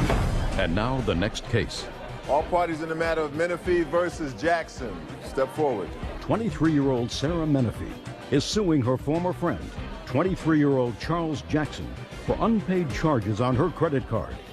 Charles claims the money was a wedding gift from Sarah. Miss Menifee, the defendant was a friend of yours. You were just friends, according to your complaint, and he was getting married. Correct. And according to you, he asked you if he could put some of the expenses of the wedding on a credit card of yours. You said yes. Yeah. He did, and then he wouldn't pay you back. And Mr. Jackson says that it was very generous of you to make a wedding gift to him and his bride of these wedding things, but that's what it was. It was a gift, and you told him that it was a gift at the time of the purchases. That's your defense. Yes, ma'am. How long have you been friends? About 10 years. Now, tell me about this credit card loan. What had happened is they didn't have the money to pay off the bridal gown and all the expenses, so I offered to open a credit card, and I said I would charge it. How did you know they didn't have the money? They told me they didn't have it at the time. Who told you? Charlie and his wife.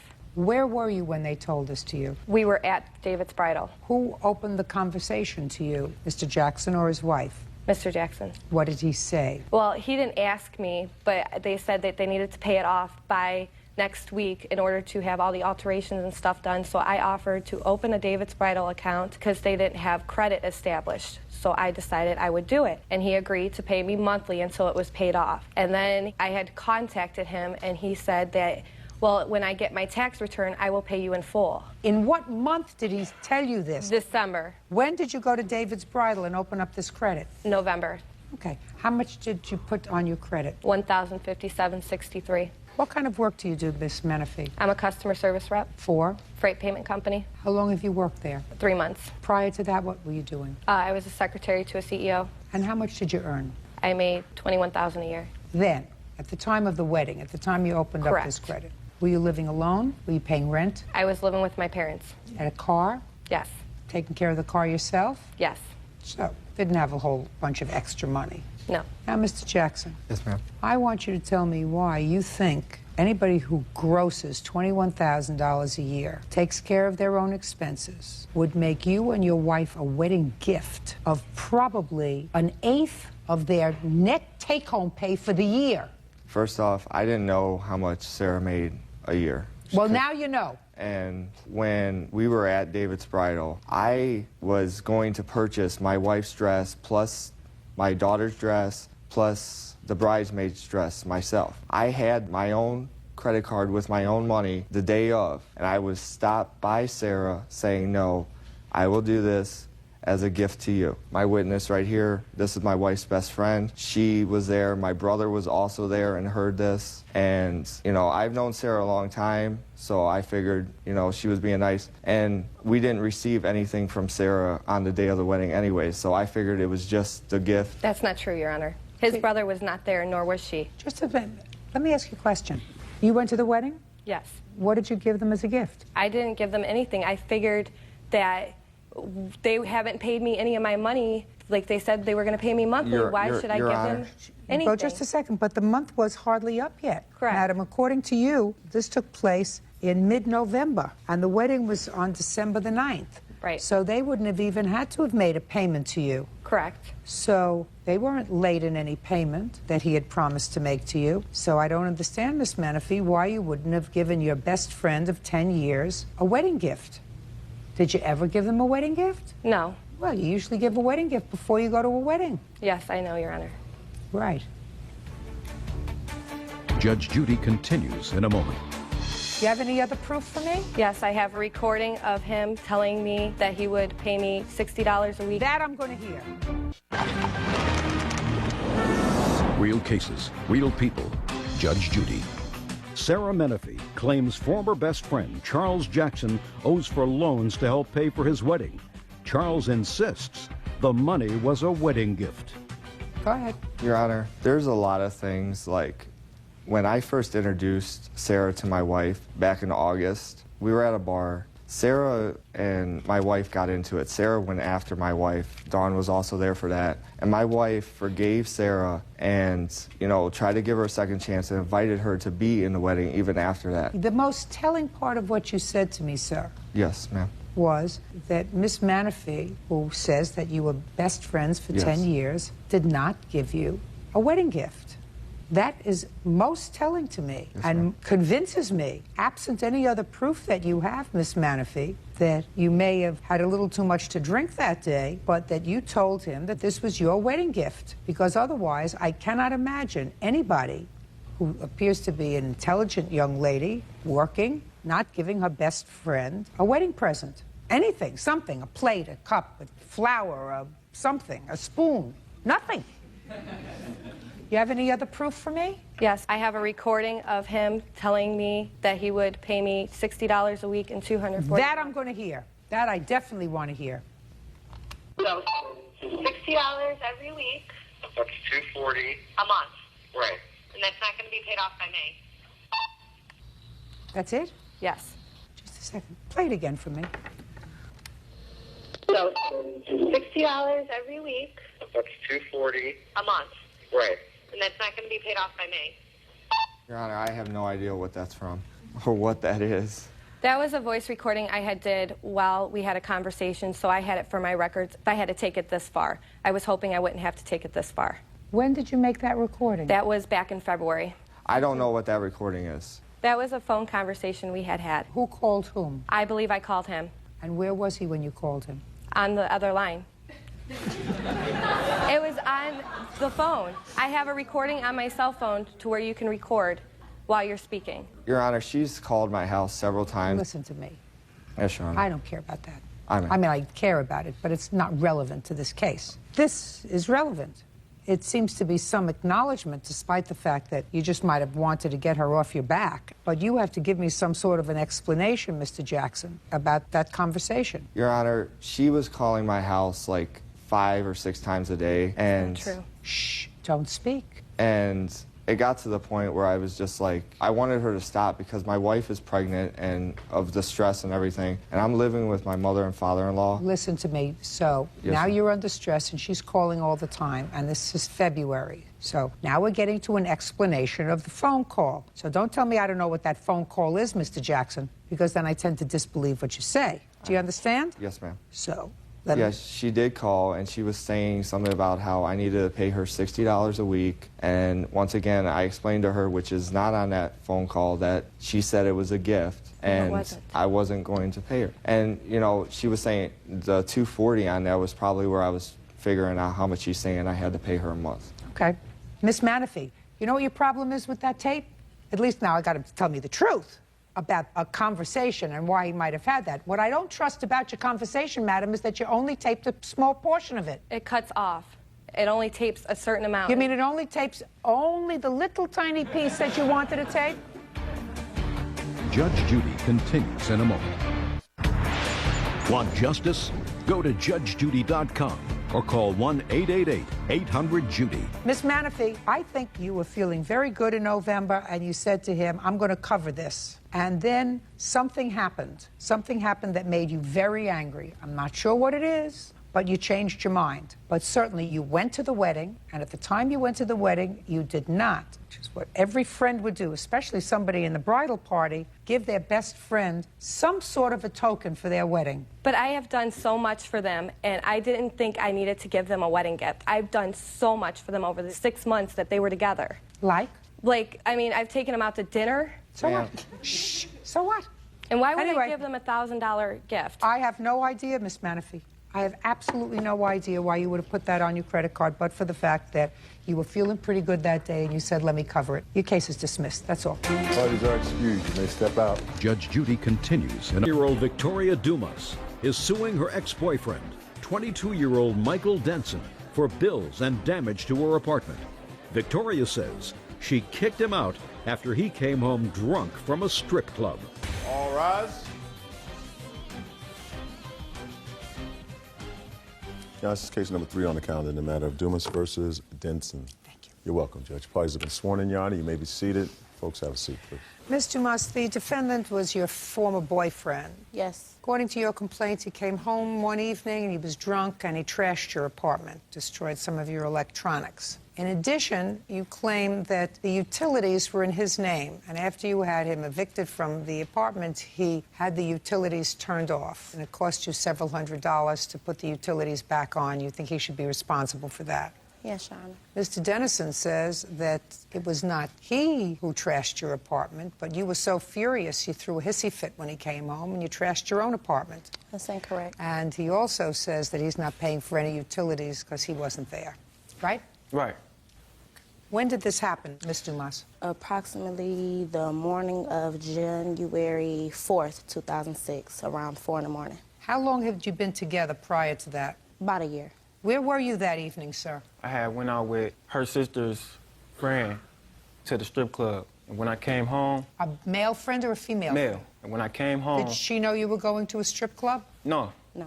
But I told her when I came back. Where did you tell her you were going? I ain't tell her I was going anywhere. I felt like I ain't had to tell her. Well, you were together for a year. You mean you just left? I just left. I just wanted to leave. I wanted to go have some fun, so I went to go have some fun. I came back, and she was mad, you know. What time did you get home? Around 3:30, 3:40. That's cool.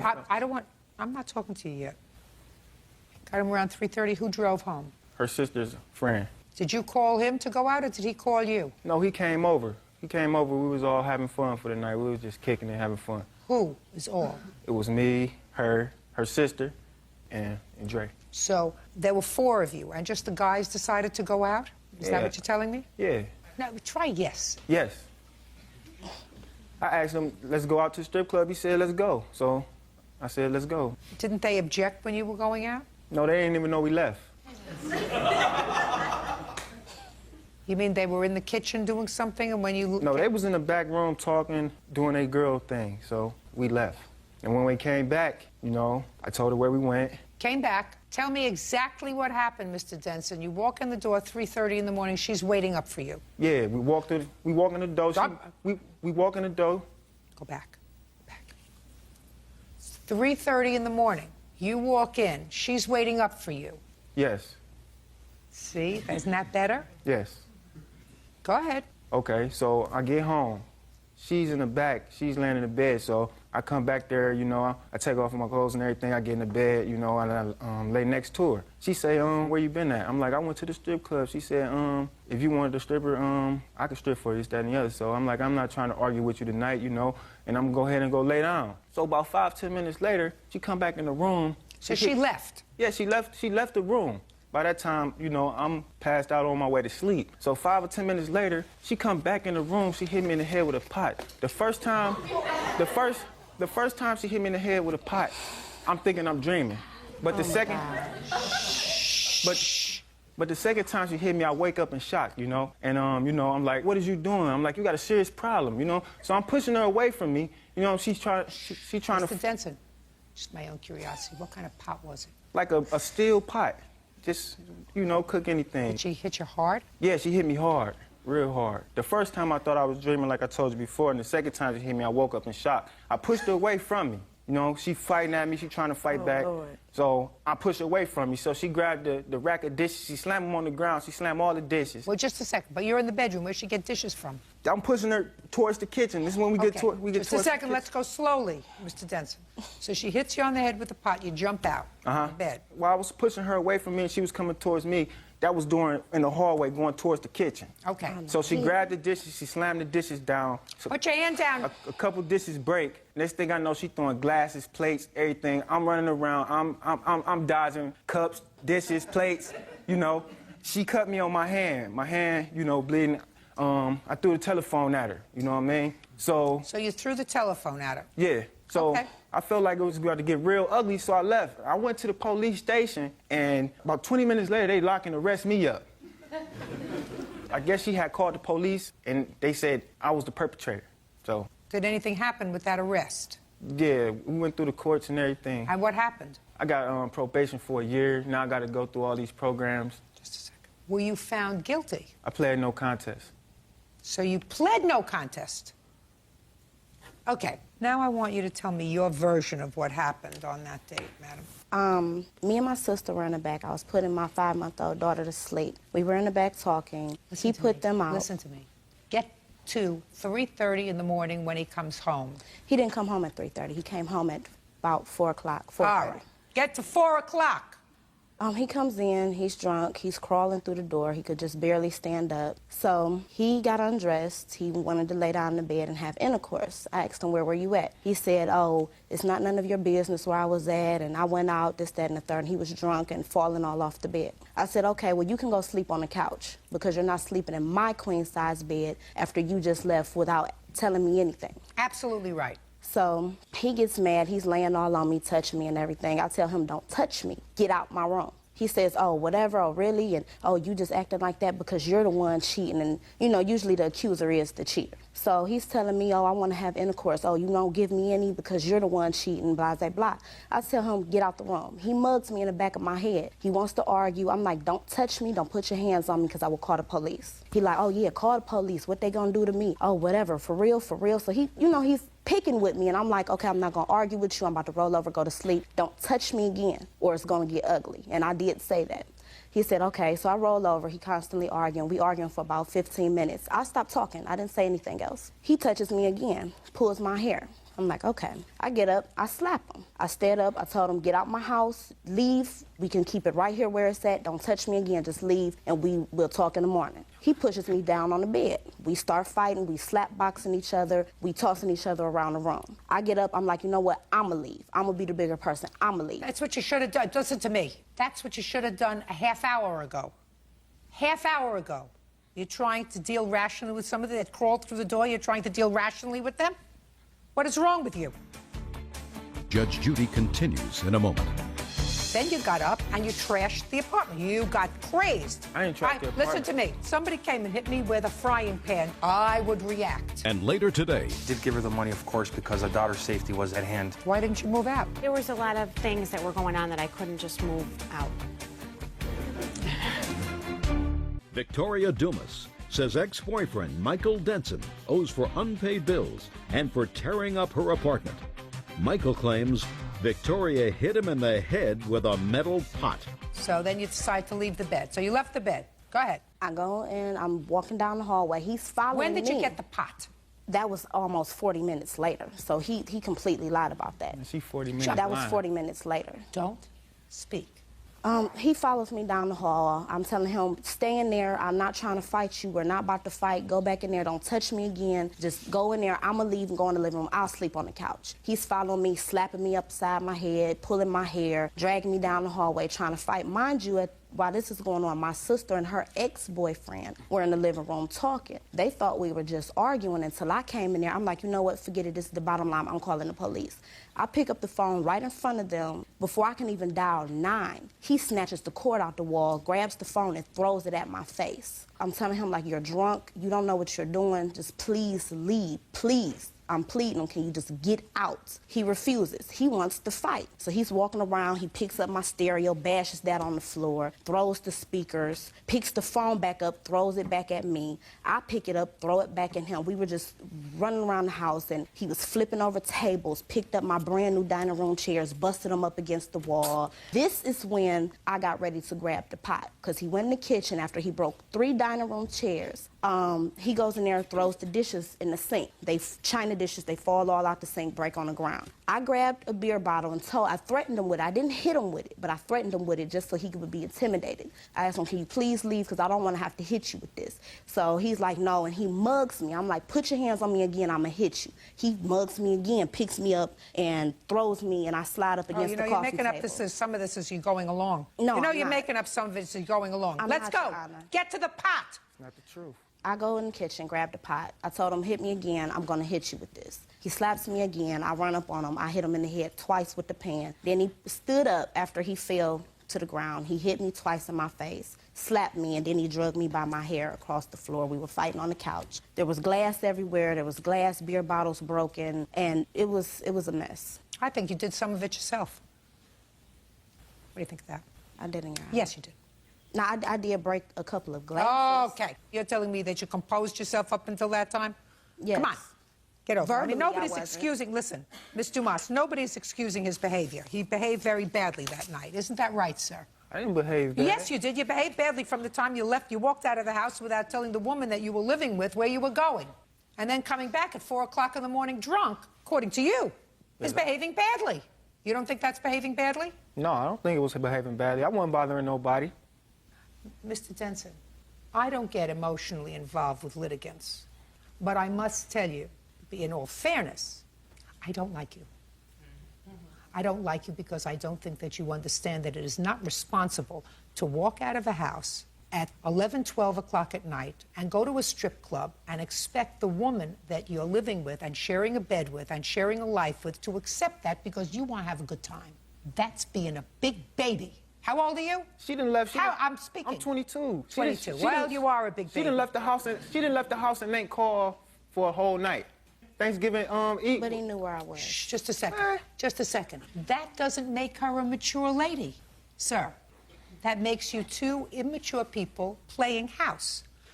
But I'm telling you, in this instance, I don't think that you behaved like a nice person. That doesn't mean she wasn't the one who left the bed and came back with a pot and hit you over the head. I believe she did that. And I believe that then you got up and you trashed the apartment. You got crazed. I didn't trash the apartment. Listen to me. I would too. Somebody came and hit me with a frying pan twice on the head. Excuse me, Your Honor. Twice, I did not hit twice him on the bed. Twice on the head. I would react. So I believe that she put her hands on you first. There's no question in my mind that you put your hands on him first. He hit me first. I defended myself. No, you didn't. You destroyed your No, shh, you hit him hit me first. first. Listen to me, Miss Dumas. I listened to your testimony very carefully. You slapped him across the face first. You said he pulled your hair. That's what you testified to. He pulled your hair. Hard. And then... Violently. And then... Violently. Baloney.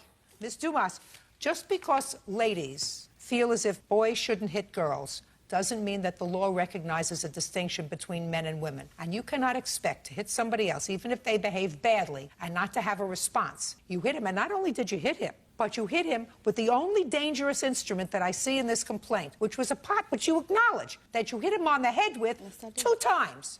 And I'm absolutely amazed that they did not find that actionable when he went to the police. Absolutely amazed. And what lawyer had him plead no contest to this charge? I don't know where his head was at, but certainly I would have, if I were representing him, have given you a run for your money on that one. So your case is dismissed. If your electronics was destroyed, that's your problem. You got to learn to keep your hands to yourself. That's all. What parties are excused? You may step out. He lied about everything. She was throwing the dishes at me, you know. He completely twisted up the story. She hit me in the head with the pot. I mean, you reap what you sow, so he'll get his one day. I'm a good dude, you know. I ain't a bad person. And now the next case. All parties in the matter of Guerriero versus Chase. Step forward. Stephen Guerriero is suing the mother of his daughter, Joanne Chase, for a loan to move. Stephen says Joanne took the money but never moved. Mr. Guerriero, you and Miss Chase have a 12-year-old daughter together. That's correct. The child is currently in your custody. Yes. And has been so for the last year. Year and a half. Year and a half. It is your claim that you made a loan to Miss Chase at a time when she was in need, and you want that money back. The loan was $1,000. Miss Chase acknowledges that you gave her $1,000 about a year and a half ago. You'll give me the exact date, but she said the money was not given as a loan. It was given in order to protect your daughter, who was then living in an unhealthy situation with Miss Chase and her husband. Why did you need money, Miss Chase? Because I needed to move out of my home that I was living in to get my own apartment with my daughter. What did you say to him when you called him? I asked him to loan me $1,000 to move out, to get my own apartment, which he wasn't happy with me living with my husband. So I asked him to loan me the money, and on contingency of us selling our home, I would pay him back. Well, when did you add this little contingency? When I asked Look him... at me. Don't look on the floor. I'm sorry. And, you know, certain things make sense and certain things don't. So, Ms. Chase, make sure you don't tell me anything that doesn't make sense, because if it doesn't make sense, it's not true. He knew that I was going to be selling. Don't tell me what he knew. I just want to hear what was said. Okay. I asked him to loan me the $1,000 and that I would pay him back as long as I sold my home. Did she say to you, can you loan me $1,000 until I sell the house? That's partially correct, Your Honor. Okay. She said, until I sell the house. Well, there was a contingency made after I reluctantly gave her the money, and I did give her the money, of course, because our daughter's safety was at hand. The first thing was, if she sold the house, I would give the money in full. If she didn't sell the house, then once she got on her feet and got everything straightened out, she'd make payments, and I was fine with that, even if it was $5 a week. Sounds reasonable. So, you gave her the $1,000, you moved out. Correct. Go ahead. Well, she didn't move out. That was the issue at hand. Why didn't you move out? I did move out. When? It wasn't right then, but it was within 6 months. I did. Well, what'd you do with the $1,000 for 6 months? I used it to move out, but it was just, you know, I had to wait. My children were in school. I had 3 girls. No, they weren't in school in July. 6 months later, they were in school, but they weren't in school in July. There was a lot of things that were going on that I couldn't just move out at the current time that he had just given me the money. What did you do with the money? is my question, Miss Chase. Well, I did use it to move out, but it wasn't right You mean that you held month on in to it July. and put it in a bank account and held on to it for 6 months? No, I didn't put it in No. a bank account. So what'd you do with the money? I guess I saved it at the house. So, why don't you pay him back? Because I didn't sell my house. And what are you doing now? I live by myself and I work. Good. Pay him back. I don't have it. I'm not in any financial position to pay him back. When he was paying child support to you, how much was he paying you? I don't even remember. He does. It was $52 a week, Your Honor. And I'm receiving $11.50 a week from Miss Chase, which she's a little bit behind. When he was paying you $52 a week, did you think that that was enough to help support your daughter? No. I thought that that was nothing. $11.50 is even less. Correct, but he should get a job. I mean, you know, he doesn't work. He's not living on your $11.50 a week. Well, then he should get a job. Well, he's living somehow. Yeah, on Social Security. That's not your problem. That's the government's problem if they're giving him Social Security. Right, but I mean, I work and I also, you know, struggle myself to get child support from my daughter's father. What does that have to do with the $1,000 you borrowed from him? I don't know. You know, it's just hard because I do waitress and I have to, you know, work or else I can't pay my bills. Right. You also have to pay back money that he loaned you. I have no idea what you did with the $1,000, but you certainly didn't use it to move out. I don't believe that you saved it, and I don't believe that you hid it in some cookie jar or some coffee can in your house until you were ready to use it. No, I didn't, you know, but I did use it, you know, towards moving out when I did move out. Yeah, right. Well, I don't have to get into any more of this sad tale.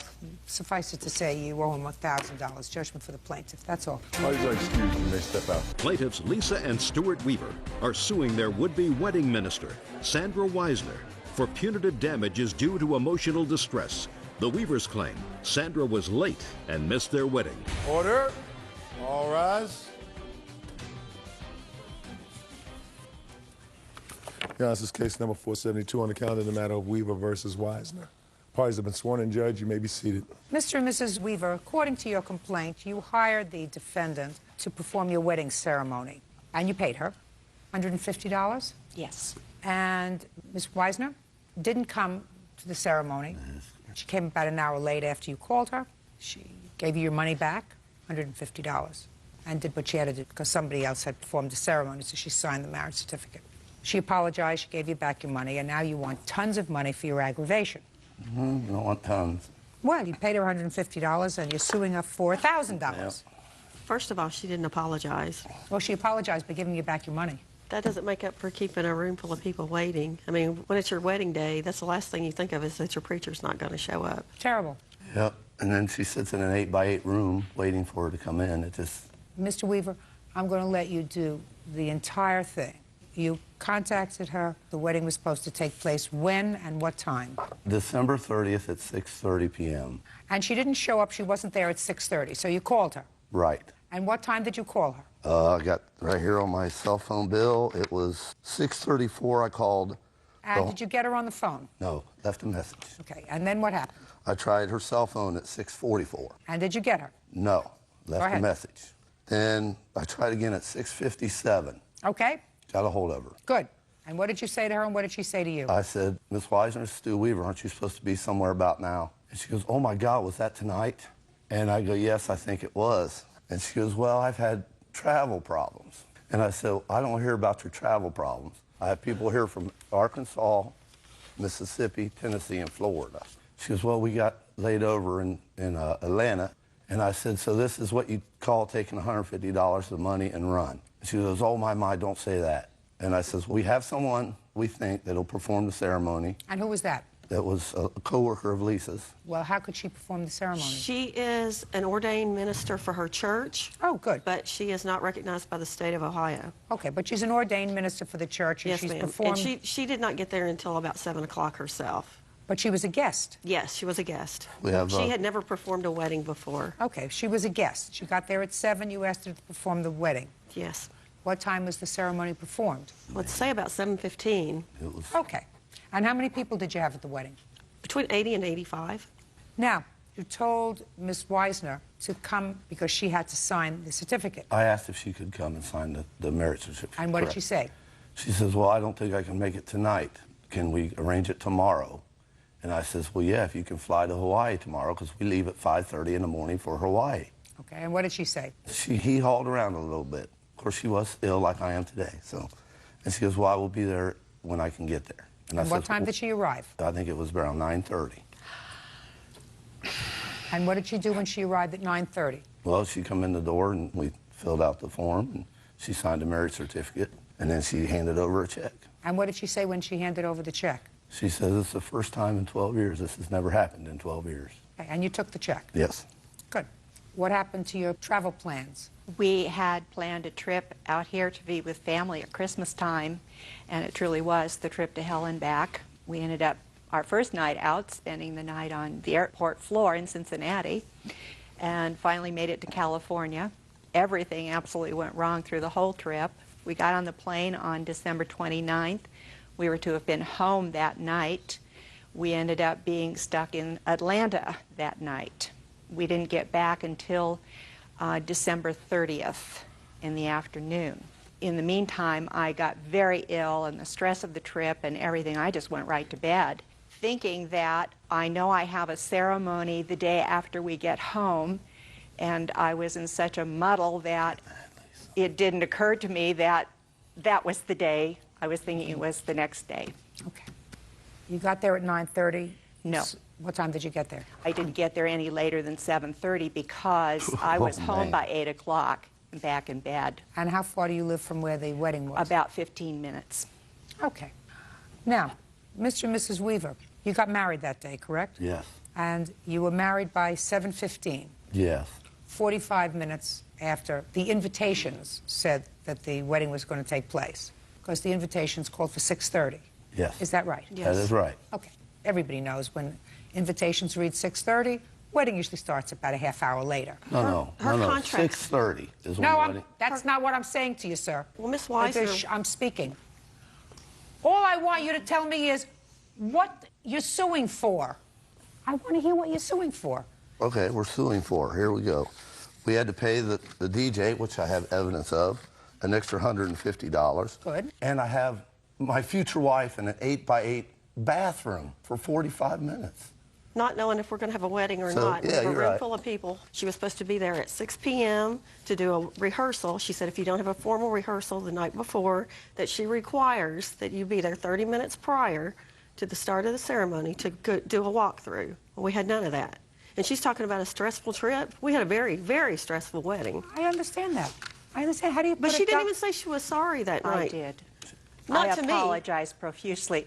You wouldn't We have even. witnesses. You Don't- wouldn't do me even a favor, look at don't. me for me to apologize. If you're to going to, don't speak to each other. Sorry, Your Honor.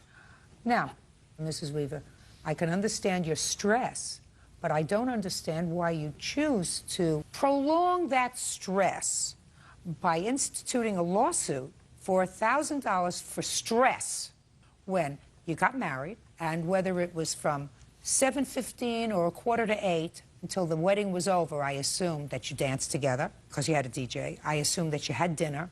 I assumed that you conversed with friends. I assumed that you told this story innumerable times that the minister didn't show up for your wedding. You know, that will make a good story for you to tell 20 years from now. What I don't understand is why you choose to prolong whatever stress you had by bringing on a lawsuit.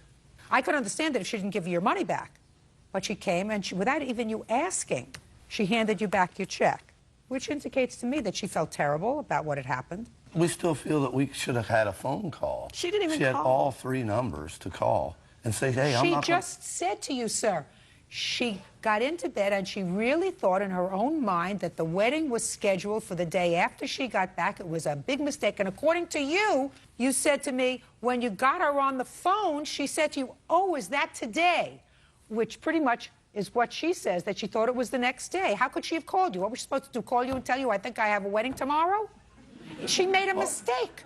Mistakes don't always Yeah, comport but in to a that lawsuit. profession, that's not a mistake. In that profession, that is not a mistake. Now, what do you do for a living? I drive a truck. Ever make a mistake? Yes.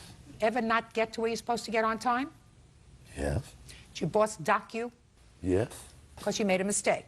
How would you feel if he turned around and sued you for his aggravation for an additional $1,000? Just a minute. I'm asking you a question.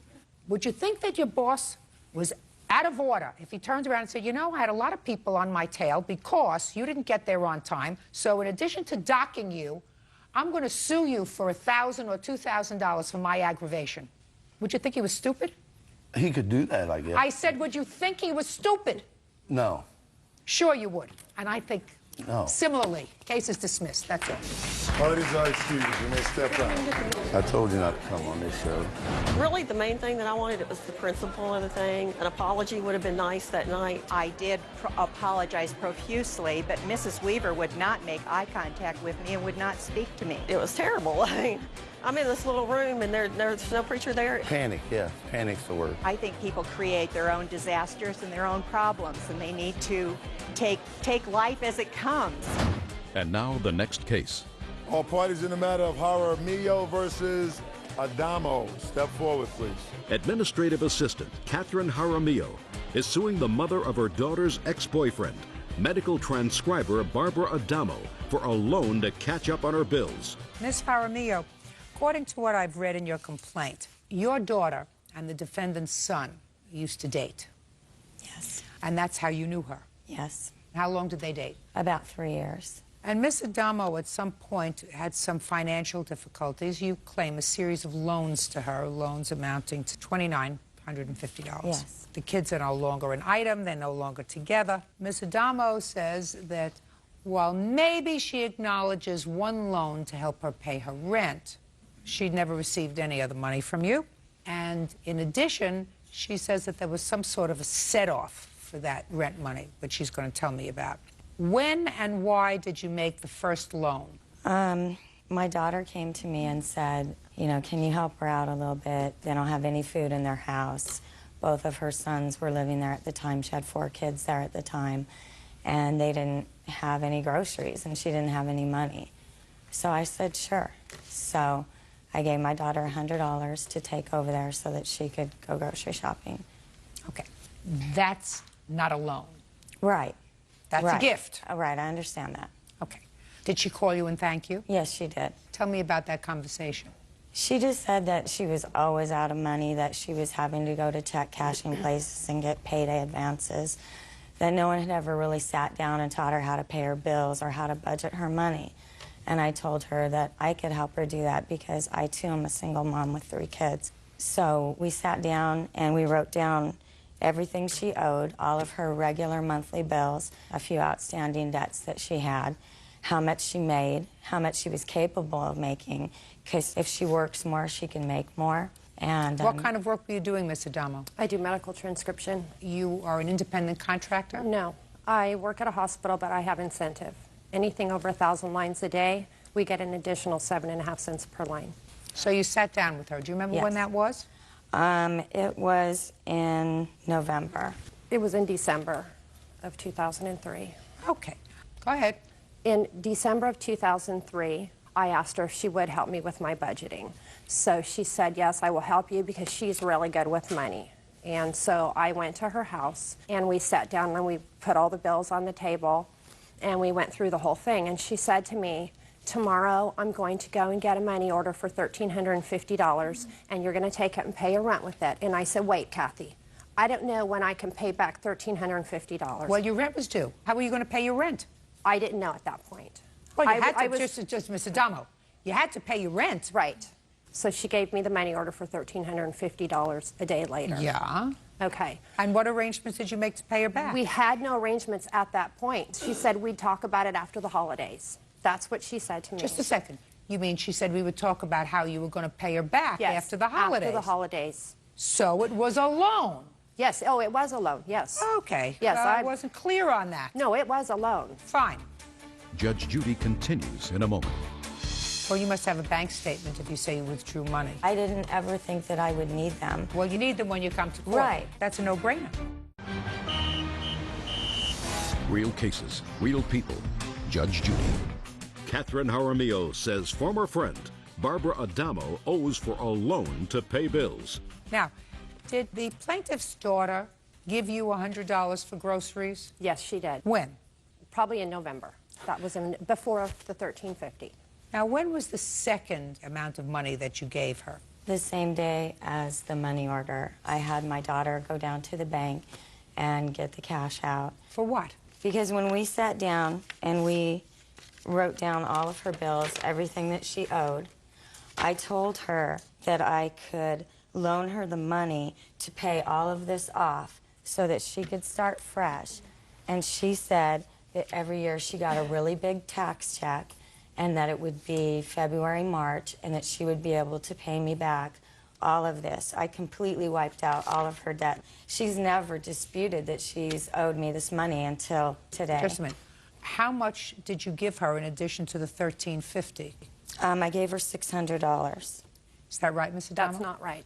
How much did she give you? The only cash she ever gave me was the $100 in November, and then I received a money order for $1,350. I never, ever received any more cash after that point, ever. Okay.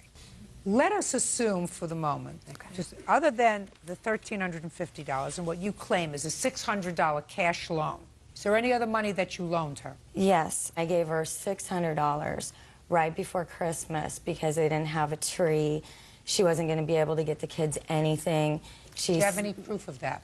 No, I do not. Well, you must have a bank statement if you say you withdrew money. We no longer have those. I didn't ever think that I would need them. Well, you need them when you come to court. Right. And you knew But you were coming. Shh, listen to me. And you knew you were coming to court. Right. So it's very easy to call the bank and say, get me a duplicate statement. Right? Right. That's a no-brainer. Okay. $1,350. Let's go. Okay. And then my son graduated from boot camp, and I took Andy and her daughter, which she was supposed to reimburse me for that trip, which I have plane tickets and stuff, and that was supposed to come off the $1,350 that I owed her. And all of this was verbal. We never wrote anything down because we were friends at the time. I was very grateful for what she had done for me. So you should have paid her back. Yes. And you still should pay her back. Well, I did. You explain to me how you paid her back, and give me the whole story. You were going to visit your son. Yes. And at that time, your son and her daughter were an item. Correct. And your son wanted you to bring his girlfriend. Actually, look, your son wanted you to bring his girlfriend. Yes, he wanted to see her. Right. And she said, let me just speculate. She said, she's not going. I don't have the money for her to go. No, that's not what she said. As a matter of fact, I asked the daughter not to go because at that point I thought I was only going to have 5 hours to spend with my son because right after graduation he was being sent to Florida. According to your answer, madam, you said, I spoke to Kathy and she said she wasn't willing to pay for the expenses for Andy and her friend. That's what you swore to in your answer. Right. So we were supposed to take it out of the $1,350. She wasn't supposed to give me the money. That's what we did. That's what we agreed upon. Go ahead. That is simply not true. My daughter was going to go see her boyfriend graduate. I paid for the trip. That was her birthday present for me.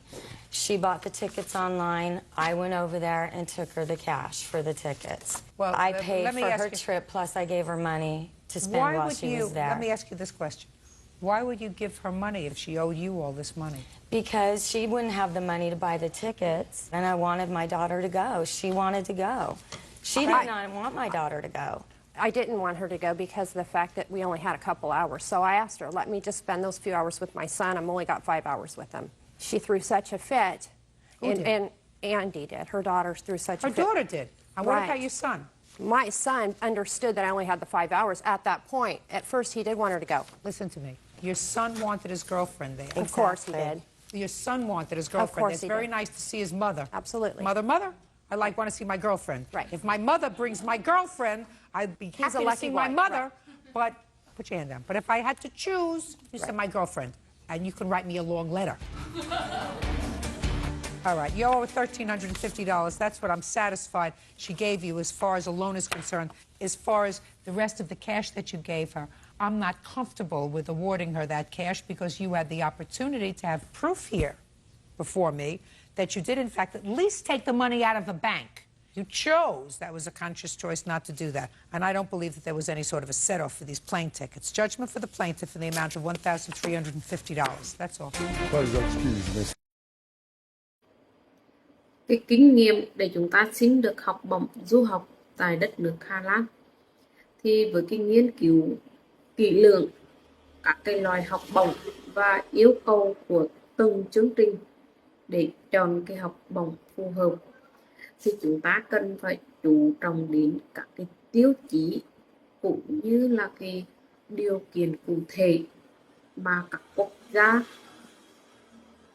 đủ cái điều kiện để đảm bảo là chúng ta đủ cái khả năng để tham gia vào cái cơ hội không bỏ lỡ và cái cơ hội xin được học bổng cao hơn. Đầu tiên thì chúng ta cần phải chuẩn bị hồ sơ đầy đủ với các cái tài liệu cần thiết và viết thư động lực mạnh mẽ chứng minh cái sự phù hợp cũng như là cái mục tiêu học tập của chúng ta, và đảm bảo rằng là các cái tài liệu cũng như là các cái bảng điểm chứng chỉ tiếng Anh và cái thư giới thiệu thì sẽ phải chuẩn bị chính xác và phải rõ ràng nhất. Còn đối với vấn đề nộp đơn sớm và chính xác thì chúng ta cần phải theo dõi cái tình trạng đơn và sẵn sàng cung cấp các cái thông tin nếu như mà được yêu cầu. Và đối với cái việc chúng ta nộp hồ sơ sớm không chỉ giúp chúng ta có cái thời gian để chúng ta chuẩn bị kỹ lưỡng mà còn có thể hiện sự nghiêm túc và cái tổ chức của chúng ta trong cái quá trình mà chúng ta ứng tuyển để chúng ta xin được cái học bổng. Đó là những cái điều mà chúng ta cần nắm thật rõ để chúng ta khi mà muốn xin được học bổng. Cảm ơn tất cả các bạn đã luôn theo dõi và đồng hành với kênh của tôi.